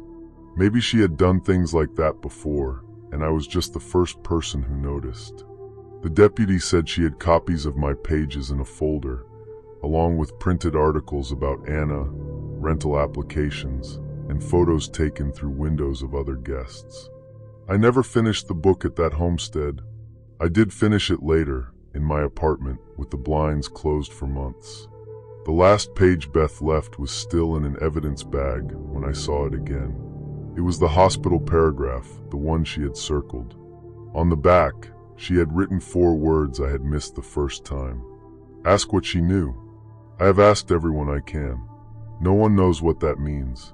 And that is the part one still carry, because she managed to make even not knowing feel like something stolen from me. Story 8. I heard the whistle at 2:18 in the morning, and I knew the pattern before I was fully awake. 3 short blasts. Pause. 3 short blasts. That was our lost person signal. I was in the base cabin above Stillwater Pass, sleeping on a vinyl couch with my boots still on. The rescue had been called off 4 hours earlier. Officially, it was suspended until first light, but everyone in that room understood what that usually meant when the temperature was dropping and the missing hiker had already been out 2 nights. His name was Evan Rusk, 26 years old, software guy from Denver. Good gear, bad timing. He had been hiking with 3 friends when a whiteout rolled over the ridge faster than the forecast predicted. The group separated somewhere near a saddle locals called the Elbow. 2 made it down. One, my best friend Mark, led a search team back up before SAR officially activated. Evan disappeared. Mark came back with frost on his beard and a look I had seen only once before, after a river recovery years earlier. He kept saying, "We were close." Not to anyone in particular, just to the floor. By midnight, the sheriff called the field teams in. Visibility was trash. The slope above the drainage had started cracking under the new snow. No one wanted another missing person. Most of the volunteers left for the motel in town. I stayed behind with Mark because he said he wanted to check gear and be ready at dawn. Really, I think he did not want to be alone, and I did not want to leave him. That is the part one still think about. I stayed for him, not Evan. The base cabin was an old Forest Service building with a radio room, a kitchen, 2 bunks, and a locked gear room in back. The gear room held ropes, snowshoes, avalanche probes, radios, extra helmets, and the evidence bin where we put recovered items until a deputy logged them properly. Evan's pack was in there. We had found it snagged under a fallen spruce around sunset. Inside were snacks, wet gloves, a cracked phone, and an orange emergency whistle on a lanyard. I know because I was the one who bagged it. So when I heard 3 short blasts from the back of the cabin, I sat straight up so fast the couch stuck to my jacket. The cabin was dark except for the stove light and one green LED on the radio charger. I whispered, "Mark." He was asleep at the kitchen table with his arms folded under his head. Then the whistle came again. 3 short blasts. Pause. 3 short blasts. From inside the locked gear room. Mark woke up and looked at me like he already knew. We both stood there without moving. That is the honest truth. 2 trained search and rescue volunteers, people who had walked into storms and flood zones, frozen in a cabin because of a whistle. Mark said, "That's not funny." Nobody answered. The gear room door had a deadbolt and a keypad lock. The keypad was old and stubborn, with rubber buttons worn smooth. Only team leads, deputies, and a few regular volunteers knew the code. I knew it because I handled equipment inventory. Mark crossed the room and flipped on the hall light. The whistle stopped. He said louder, "Who's in there?" No answer. I checked the front door. Still locked. Then the side door. Locked. Windows latched. The snow outside the front porch was smooth except for old boot tracks already filling in. Mark punched the code into the gear room keypad. The red light blinked. Wrong code. He tried again. Red. I said, "Let me." My hands were shaking, which annoyed me. I typed the code slowly. Red. Someone had changed it. That was when the situation stopped feeling strange and started feeling human. We had a bolt cutter in the truck, but the truck keys were in the radio room. I went to get them and noticed the sign-out clipboard on the wall. The page for that day was gone. Not torn out cleanly. Ripped. I told Mark. He did not react at first.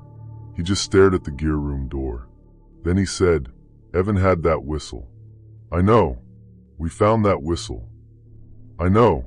He looked sick. I wish I could say I was immediately suspicious. But at the time, guilt filled every empty space. We had stopped searching. We had left someone out there. And now the sound we trained people to make when they were alive was coming from a room full of equipment we had locked away. Mark went outside to get the bolt cutter. I stayed in the hallway listening. Something moved behind the gear room door.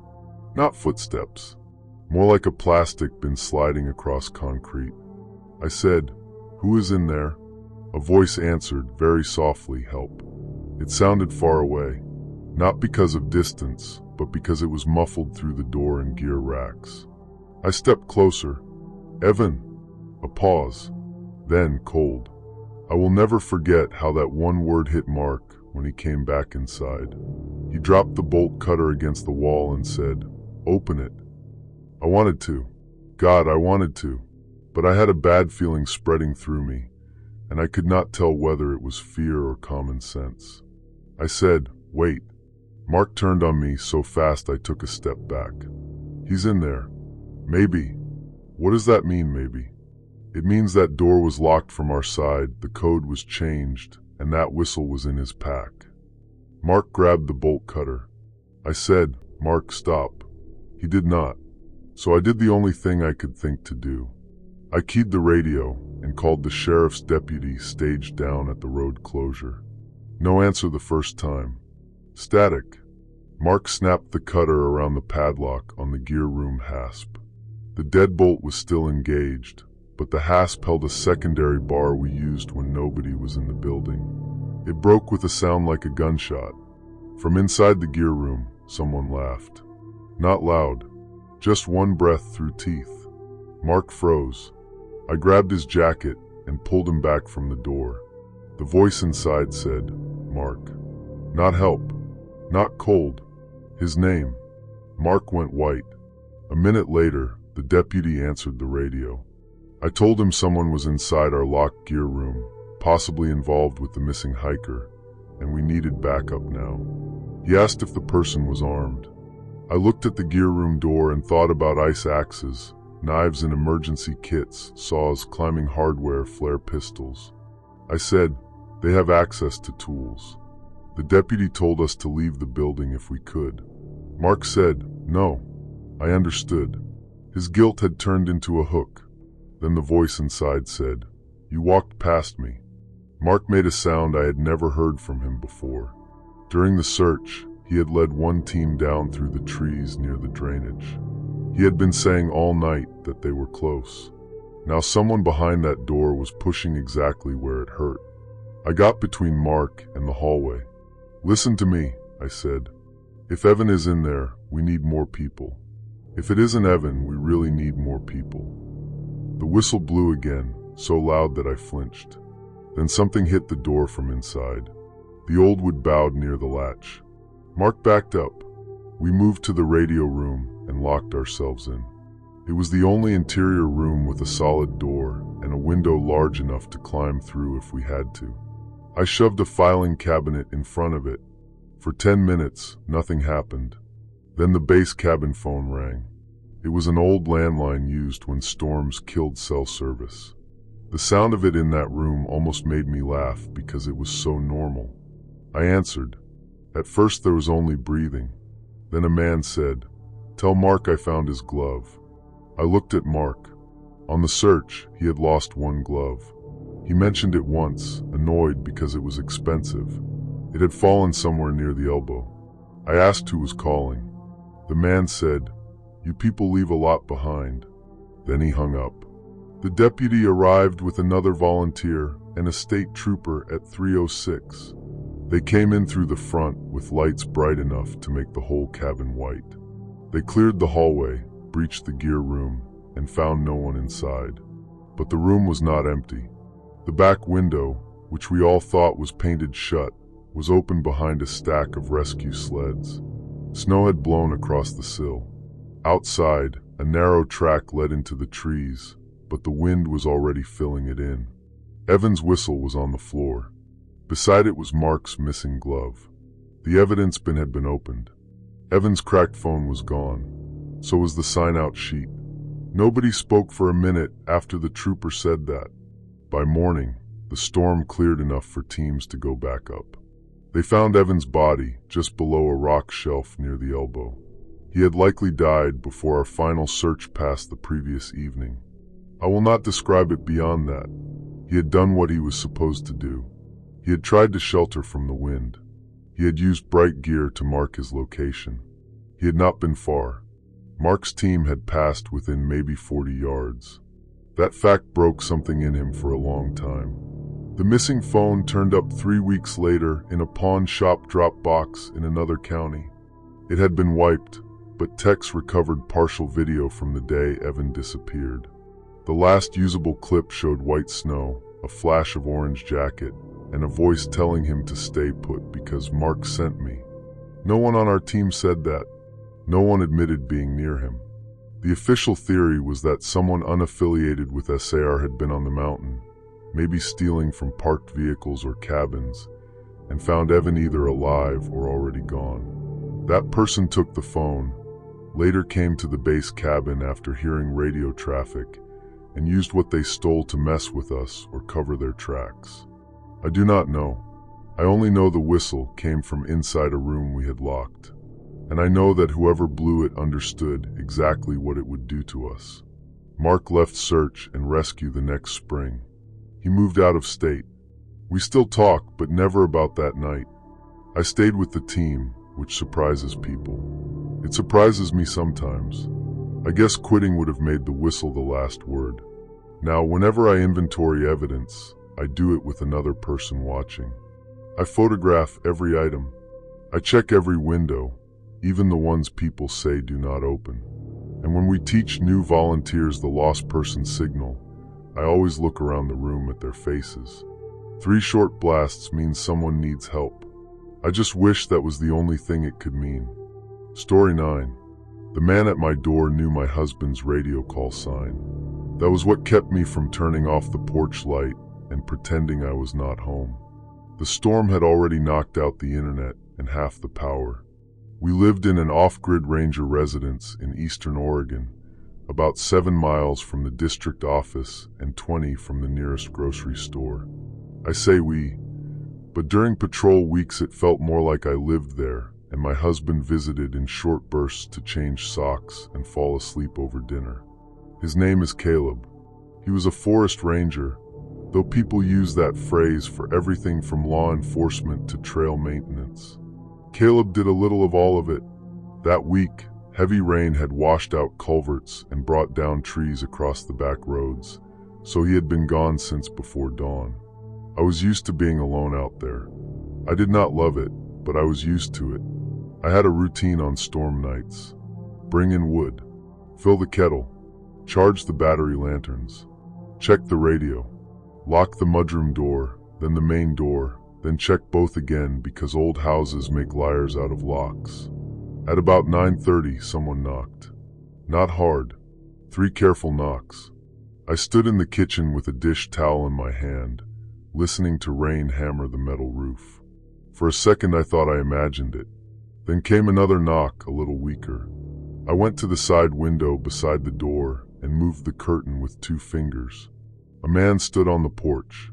He had one arm tucked against his chest, and his jacket was dark with rain. He was maybe 35, maybe 40, with a shaved head and a short beard. I did not recognize him, but that did not mean much. During storm response, Caleb ran into stranded drivers, hunters, utility crews, all kinds of people. The man leaned toward the door and said, "Ma'am? Caleb sent me.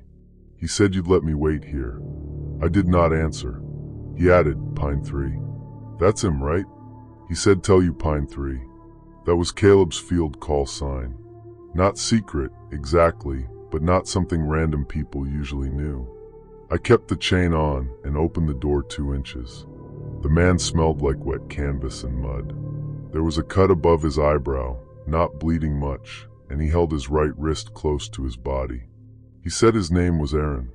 He told me his truck went off a service road after he tried to get around a downed tree. Caleb had found him, checked him over, and sent him to our house because the district office was blocked by a washout. That sounded almost reasonable. Almost. The problem was Caleb would have radioed me. Even if the main repeater was down, he would have tried. We had a home base radio on the shelf by the pantry. He used it to tell me when he was delayed, when a road was closed, or when a lost tourist might follow him in for directions.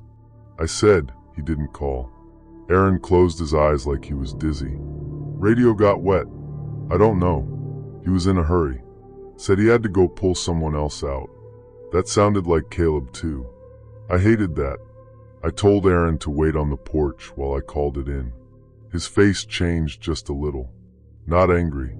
Not scared. More like disappointed. He said, "He told me you might be nervous." I almost opened the door out of embarrassment. That is the part one still think about. Not the storm. Not the call sign. That one sentence.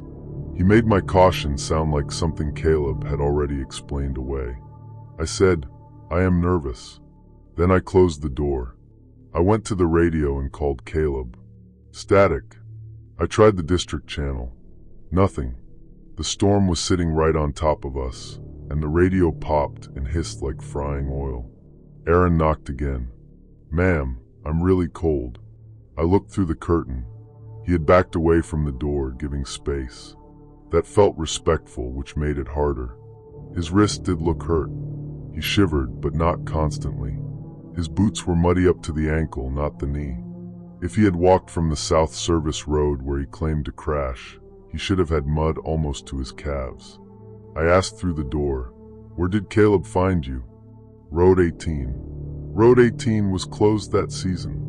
I said, "Which mile marker?" He hesitated. Then he said, "Near the big burned snag." There are burned snags everywhere in that forest. I stepped back from the door. On the counter, my phone had no service, but I still had Caleb's old satellite messenger for emergencies. He hated leaving it with me because he said it belonged in the field. I hated when he took it because then I had nothing when storms killed everything else. That week, I won by hiding it in the flour canister before he left. Not proud of that. Still glad I did it.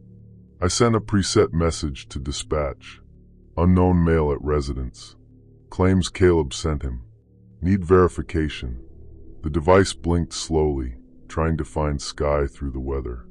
Aaron said, "Can you at least let me use your bathroom?" There it was. The next step closer. I told him no. He sighed. For several minutes, he stood under the porch roof. Rain blew behind him in silver sheets. The woods beyond the porch were moving in the wind, branches rocking and twisting in the dark. Then Aaron said, "He said you'd be alone." That sentence made the house feel smaller. I picked up the shotgun Caleb kept in the locked cabinet. I had grown up around guns, but did not like them. Caleb made me practice anyway, mostly because of animals, not people. My hands knew the motions, even while my head kept saying this was impossible. I did not point it at the door. I just held it. I said, "You need to leave." Aaron did not move. He said, "You were nicer than this." That was when I knew he had not spoken to Caleb that night. Caleb complained about many things, but never about me to strangers. And he would never send an injured man to our door by describing my personality like a key. I backed down the hall and turned off the kitchen light. The porch light stayed on, throwing Aaron's shadow across the door. The satellite messenger finally chirped. The reply from dispatch was short. "Do not open. Caleb not in contact. Unit en route delayed by trees." I read it twice. Then another message came in. Caleb last reported Road 6, not 18. Road 6 was in the opposite direction. Aaron knocked again, harder. "Ma'am." I did not answer. "Ma'am, open the door." I moved into the bedroom because it had the only window facing the back slope. From there I could see our little woodshed, the propane tank, and Caleb's old workbench under a lean-to. A second figure stood by the woodshed. At first, I thought it was a tree trunk moving with the rain. Then lightning flashed behind the ridge, and I saw the shape of a person in a hood. Aaron was not alone. The second person was closer to the back door. I crouched below the window. My whole body went cold in a way that had nothing to do with temperature. The front door was the conversation. The back door was the plan. I sent another message. 2 people. 1 at back. No reply came right away. The person at the back moved toward the mudroom door. I heard the latch lift once. Then again. Caleb had installed a sliding bolt on the inside after a bear got into the trash shed the year before. I had locked it during my routine, then checked it twice. I could picture the bolt sitting in place. I kept picturing it because if I stopped, I was afraid I would run over and check it, and that was probably what they wanted. Aaron called from the porch. "Your husband is going to be mad if you make this difficult." That made me angry. Not brave. Angry. I went to the radio shelf and grabbed the handheld unit. It was short range, mostly useless in the storm, but it had a loud emergency tone if you held the side button down. Caleb had shown me once. I opened the kitchen window an inch, set the radio against the sill speaker out, and pressed the tone. The sound that came out was awful. A sharp, pulsing alarm tore through the porch and into the trees. Aaron stumbled back. The figure at the woodshed ducked behind the propane tank. Then I yelled, "Dispatch is on the line. Officers are close." That was only half true, but the alarm made it feel true. Aaron stepped off the porch into the rain. For a second, he looked toward the woodshed like he was waiting for direction. The second person ran. I saw the hooded shape cut across the slope and disappear between the trees. Aaron did not run at first. He looked back at the house, and even through rain and glass I could see the flatness in his expression. The injury act was gone. His bad wrist hung normally at his side. He pointed at me through the window. Then he walked off the porch and vanished into the storm. I kept the alarm going until the handheld battery died.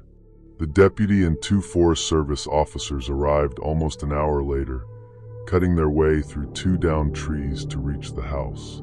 Caleb was with them. He came through the door soaking wet and muddy, and more scared than I had ever seen him. He had not sent anyone. He had not seen Aaron. But somebody had been listening to radio traffic that week. That was the best explanation anyone had. Caleb's call sign, our general location, the fact that he was away from the residence, all of it could have been pieced together by someone with a scanner and patience. The tracks around the house showed what the storm had not erased. One set on the porch, one set by the back mudroom. Both circled the house before coming in. They had checked windows. They had stood by the generator shed. They had tried the back latch. Near the woodshed, an officer found a strip of duct tape stuck to the wet side of the propane tank. Not a roll, just one torn strip already prepared. I did not ask what for. A week later, Caleb found out a contractor's truck had been broken into near the district yard 2 days before the storm. A laminated map was missing. It had staff residences marked for emergency planning. Our house was one of them. Nobody was arrested. No injured driver ever reported a crash on Road 18. The description I gave matched no one local, or at least no one anyone admitted knowing. For a while, Caleb wanted me to stay in town during patrol weeks. I tried. I lasted 3 nights in a motel before I got angry again and came home. Not because I felt safe, because it was my home too. But things changed. We replaced the doors, added cameras, changed radio habits. Caleb stopped using my name over open channels. I stopped being polite to closed doors. Sometimes people hear this story and focus on whether I should have opened the door for a wounded stranger. I understand that. I still think about it, but the part that stays with me is not the knock. It is how close he came to sounding like someone my husband trusted. In the woods, danger does not always growl or break branches. Sometimes it says the right name in the right voice and waits for you to prove you are kind. Story 10. I found the first note folded inside a map case that had been locked in my own truck. I was working as a seasonal trail surveyor in the Ozarks, which sounds more official than it felt. Mostly I drove rough county roads, hiked old trail segments, photographed washouts, marked fallen trees, and sent reports to the recreation office so crews could decide what needed repairs. It paid less than my old warehouse job, but it got me outside, and after my divorce I needed outside more than money. That week, I was assigned to a section of public forest where several unofficial trails crossed old homestead land. Locals still hunted there. Kids camped there. People dumped appliances in ravines there. It was not remote like Alaska remote, but it had that particular kind of loneliness where you can be 10 minutes from a highway and still feel like nobody would hear you yell. The map case was a plastic tube with a screw cap. I kept paper maps in it because phone GPS was unreliable under the hills. The tube stayed behind the passenger seat of my truck. I locked the truck every time I left it, partly because I had tools inside and partly because I was newly single and paranoid about losing the few things I owned. On Wednesday morning, I opened the case at a trailhead called Mill Spur and found a folded piece of notebook paper tucked between 2 maps. It said, "Do not mark the lower trail." No signature. At first, I thought it was from one of the maintenance guys. They were always leaving each other notes and jokes. But none of them were scheduled out there with me, and nobody else had a key to my truck. I stood there beside the open door, listening to the creak below the road and a crow making that rusty hinge sound in the trees. The note was written in block letters with a dull pencil. No threat. No explanation. Just that one sentence. I should have reported it right then. Instead, I took a picture, put the note in my glove box, and started hiking. That was my mistake with a lot of things back then. I did not want to look dramatic. I had spent a year being told I overreacted to normal problems, and even after the marriage ended, that voice stayed in my head. So I told myself it was probably nothing. The lower trail was barely a trail. It followed an old wagon cut down toward a dry creek bed, and then disappeared near a collapsed stone chimney. My job was to see if it connected to the marked loop, or if it should be removed from the next map. About half a mile in, I found orange flagging tape tied to 3 saplings. Not mine. Survey tape is common in the woods, but this was fresh, bright, and tied low, almost at knee height. It led away from the trail toward a cedar thicket. I did not follow it. I photographed it, marked the coordinates, and kept going. That afternoon, back at the truck, my driver's side mirror had been folded in. Nothing broken, nothing stolen, just folded in. The next morning, there was another note in the map case. Last warning. This time I did call my supervisor, Linda. She was a practical woman who sounded annoyed even when she was worried. She told me to leave the area and meet her at the district office. When I got there, she looked at the notes, then at me and said, "You sure nobody from home is messing with you?" I knew what she meant. My ex. I said no, but I was not completely sure. He had never been violent, but he had liked knowing where I was. He still texted me, sometimes asking questions he had no right to ask. Linda called the county deputy assigned to forest issues. He took copies and told me they had gotten complaints about people camping illegally in that area. He said I should work a different section until they checked it out. So that is what I did. For one day. On Friday morning, I got a work order through email saying Mill Spur needed immediate verification because the trail maps were going to print the next week. It had Linda's name at the bottom. I drove out there irritated, thinking the left hand did not know what the right hand was doing. The trailhead was empty. Fog sat low between the trees. I remember the smell of wet leaves and the sound of acorns dropping one at a time onto the road. Before I left the truck, I checked the map case. No note. That made me feel better. I hiked the upper loop first, then came down toward the lower trail. About 10 minutes in, I saw something white nailed to a tree. A receipt. It was from the gas station where I had stopped that morning. My receipt. I always declined receipts, but that morning the pump printed one anyway. I had crumpled it and tossed it into the little trash can by the windshield washer station. Now it was nailed to a tree half a mile into the woods. Under it, carved lightly into the bark, were the words, "You came back." That was the moment the whole forest changed shape around me. I turned around and started walking fast, not running. Running in rough woods is how you break an ankle and make someone else's job easier. My radio crackled once. I lifted it and called base. Nothing, just static and one broken syllable that might have been my name. Then I heard a phone ringing. Not mine. A ringtone, faint, downhill to my left. It played for maybe 5 seconds, stopped, then started again farther away. Someone wanted me to follow it. I kept to the trail. At the next bend, I saw my truck keys hanging from a branch. That is hard to explain unless you have felt it. Seeing something that should be in your pocket, out in the open, placed like bait. I slapped my pocket. Empty. I had clipped the keys to my belt loop before leaving the truck. The clip was still there, bent open. I took one step toward the keys, then stopped. The woods were too still. I looked past the branch and saw a shape behind a cedar trunk. Just a little of a shoulder. Brown jacket. Blue glove. Then the shape eased backward and disappeared. I left the keys. I moved off the trail uphill, because whoever placed them expected me to go forward. The slope was steep and slick. I used roots to pull myself up, tearing my palms and filling my boots with leaves. Behind me, brush snapped. Someone was moving fast below. I did not look back much. I focused on climbing toward the ridge because I knew from the map that an old fire road ran along the top. If I could reach it, I might find another hunter, a house, anything. Halfway up, I found the orange flagging again. It was not random. It marked a narrow path around a sinkhole. The sinkhole was covered in leaves and branches, almost invisible until I was right beside it. A dark oval maybe 8 feet across, dropping into limestone shadow.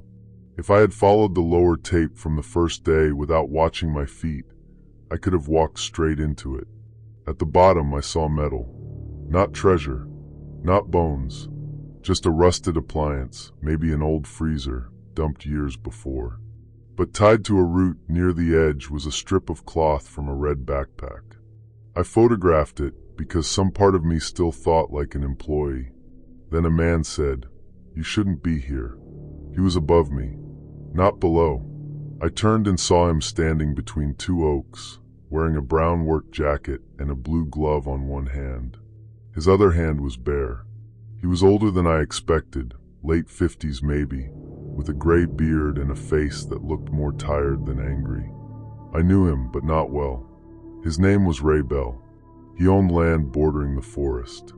He had come to a public meeting months earlier complaining about hikers cutting fences and government people putting trails where they did not belong. I said, "Ray, I'm leaving." He said, "No, you're not." He was holding my keys. I remember staring at them, thinking how stupid it was that 3 little pieces of metal could decide whether I got home. He told me the lower trail crossed private land. It did not. I had the survey records in my pack. He told me people used that trail to steal from his sheds. Maybe they did. He told me the county ignored him. That part might have been true. But then he said, "Last girl came through here with a map too." That sentence opened a hole in the day. I asked what girl. He smiled a little and said, "You all act like maps make you safe." I did not wait for more. I threw my metal water bottle at his face. It hit his shoulder, not hard enough to injure him badly, but enough to make him flinch. Then I ran downhill at an angle, away from the sinkhole, away from the keys, away from the trail. He followed for maybe 30 seconds. Then he slipped. I heard him curse and fall through brush. I kept going until I hit the dry creek bed. From there I followed water-smoothed stones east because I knew the creek crossed the county road eventually. It took over an hour. My shins were scraped, one boot sole peeled loose, and I was crying by the time I saw pavement. A mail carrier found me walking on the shoulder and called 911. The work order that sent me back to Mill Spur had not come from Linda.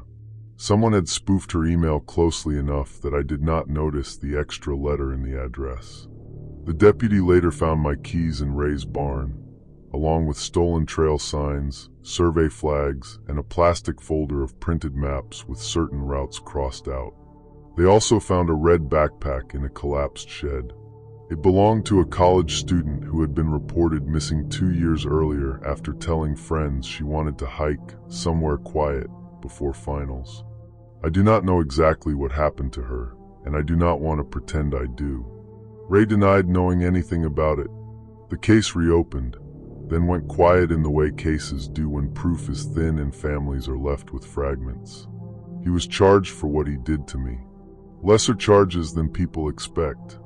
Trespass, stalking, unlawful restraint, some evidence issues I did not fully understand.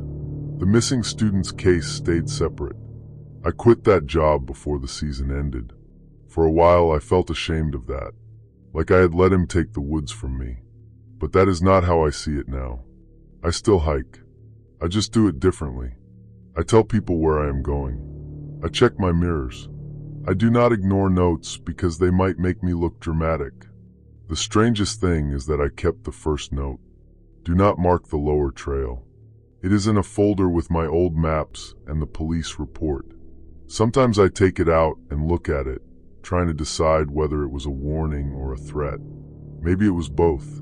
Maybe that is what scares me most. 12. The camera showed my living room empty, but I could hear someone breathing through the baby monitor. I did not have a baby. That was the first thing I told the dispatcher later, probably too many times. I kept saying it like the detail itself proved something. No baby, no reason for a baby monitor, no reason for a stranger's breath to be coming from a little white speaker on my kitchen counter at 1:06 in the morning. I had bought the monitor at a yard sale for my dog. I know how that sounds.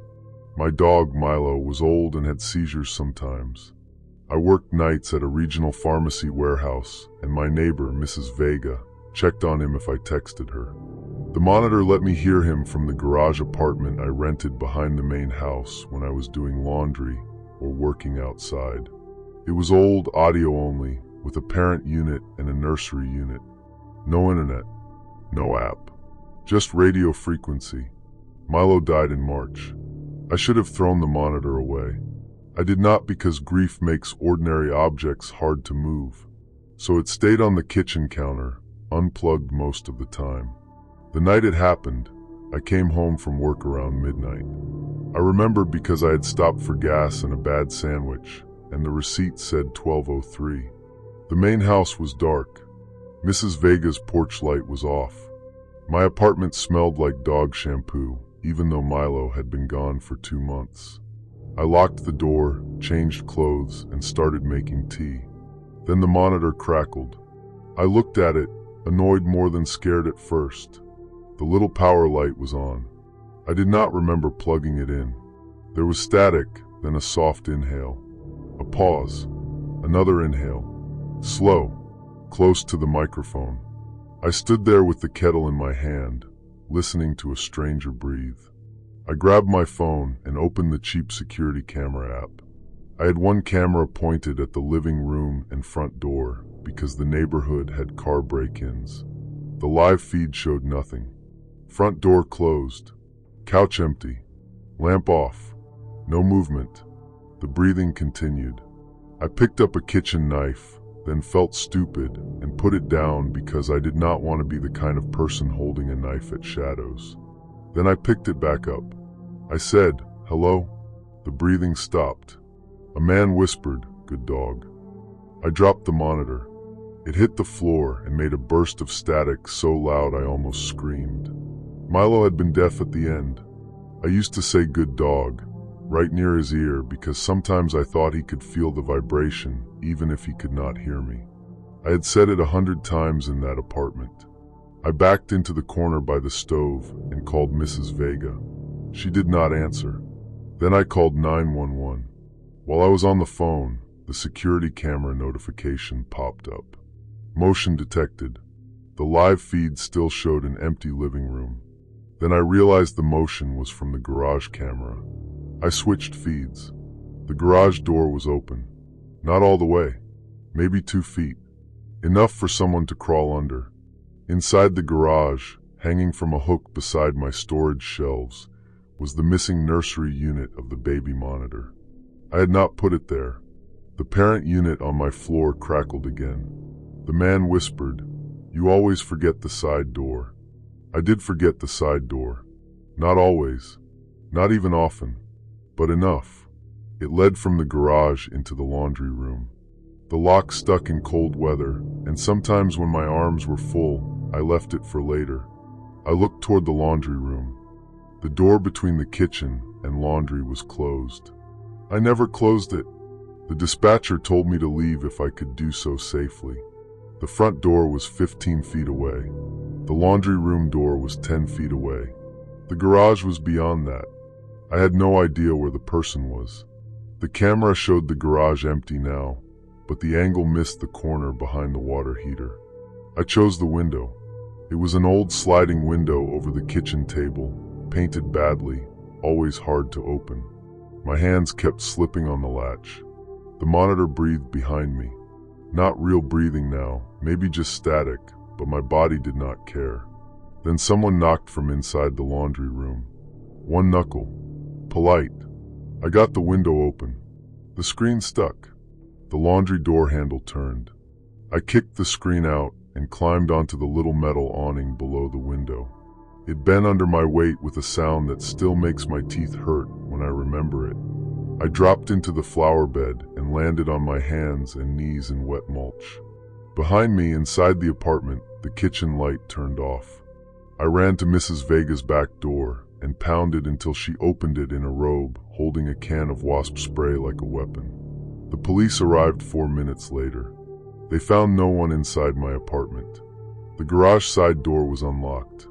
The garage door had been forced from outside with a pry mark near the bottom. The laundry room door was open. The nursery unit was still hanging in the garage, plugged into an extension cord connected to my own outlet. On my kitchen counter, beside the tea mug, was Milo's old collar. I kept it in a shoebox in my bedroom closet. That was the thumbnail moment, if I had to choose one. Not the voice. Not the breathing. The collar on the counter, tags resting in a little circle like someone had placed it carefully. The police treated it as a burglary at first, because that is what they could prove. Nothing valuable was taken. My laptop sat on the desk. Cash in a jar was untouched. The only thing missing was a spare key I kept in a ceramic dish shaped like a lemon. Mrs. Vega told officers she had seen a gray sedan parked near the alley twice that week.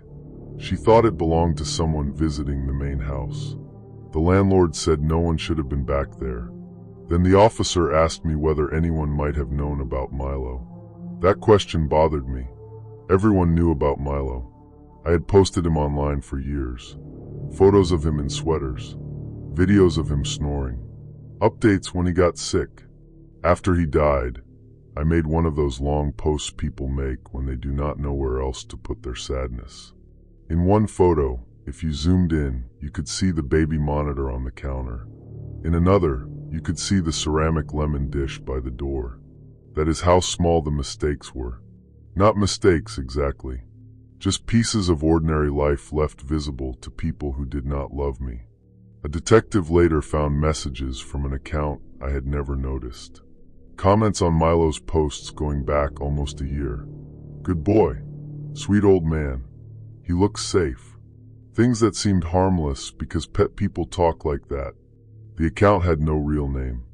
A week before the break-in, it commented, "He's still there, right?" I had not answered. The account disappeared after that night. The gray sedan was caught on a neighbor's camera leaving the alley at 1:13 a.m., but the plate was unreadable. The person was never identified. I moved out before the end of the month. Mrs. Vega cried when I left, and I felt guilty, like I was abandoning the last person who had opened a door for me when I needed it. She told me to stop apologizing and gave me a paper bag full of tamales for the road. I do not post much anymore. When I do, I check the background. Then I check it again. No mail. No windows. No street signs. No little objects that tell a stranger how I live. People say that sounds exhausting. It is. But what is more exhausting is realizing someone can study your life through the parts you shared when you felt safe. I still have Milo's collar. For a long time, I could not look at it without thinking of that kitchen counter. Now I keep it in a drawer by my bed. Not hidden, just private. And every once in a while, usually late at night, I wake up sure I heard a soft crackle of static in the dark. I lie there completely still, waiting to see if the breathing comes next.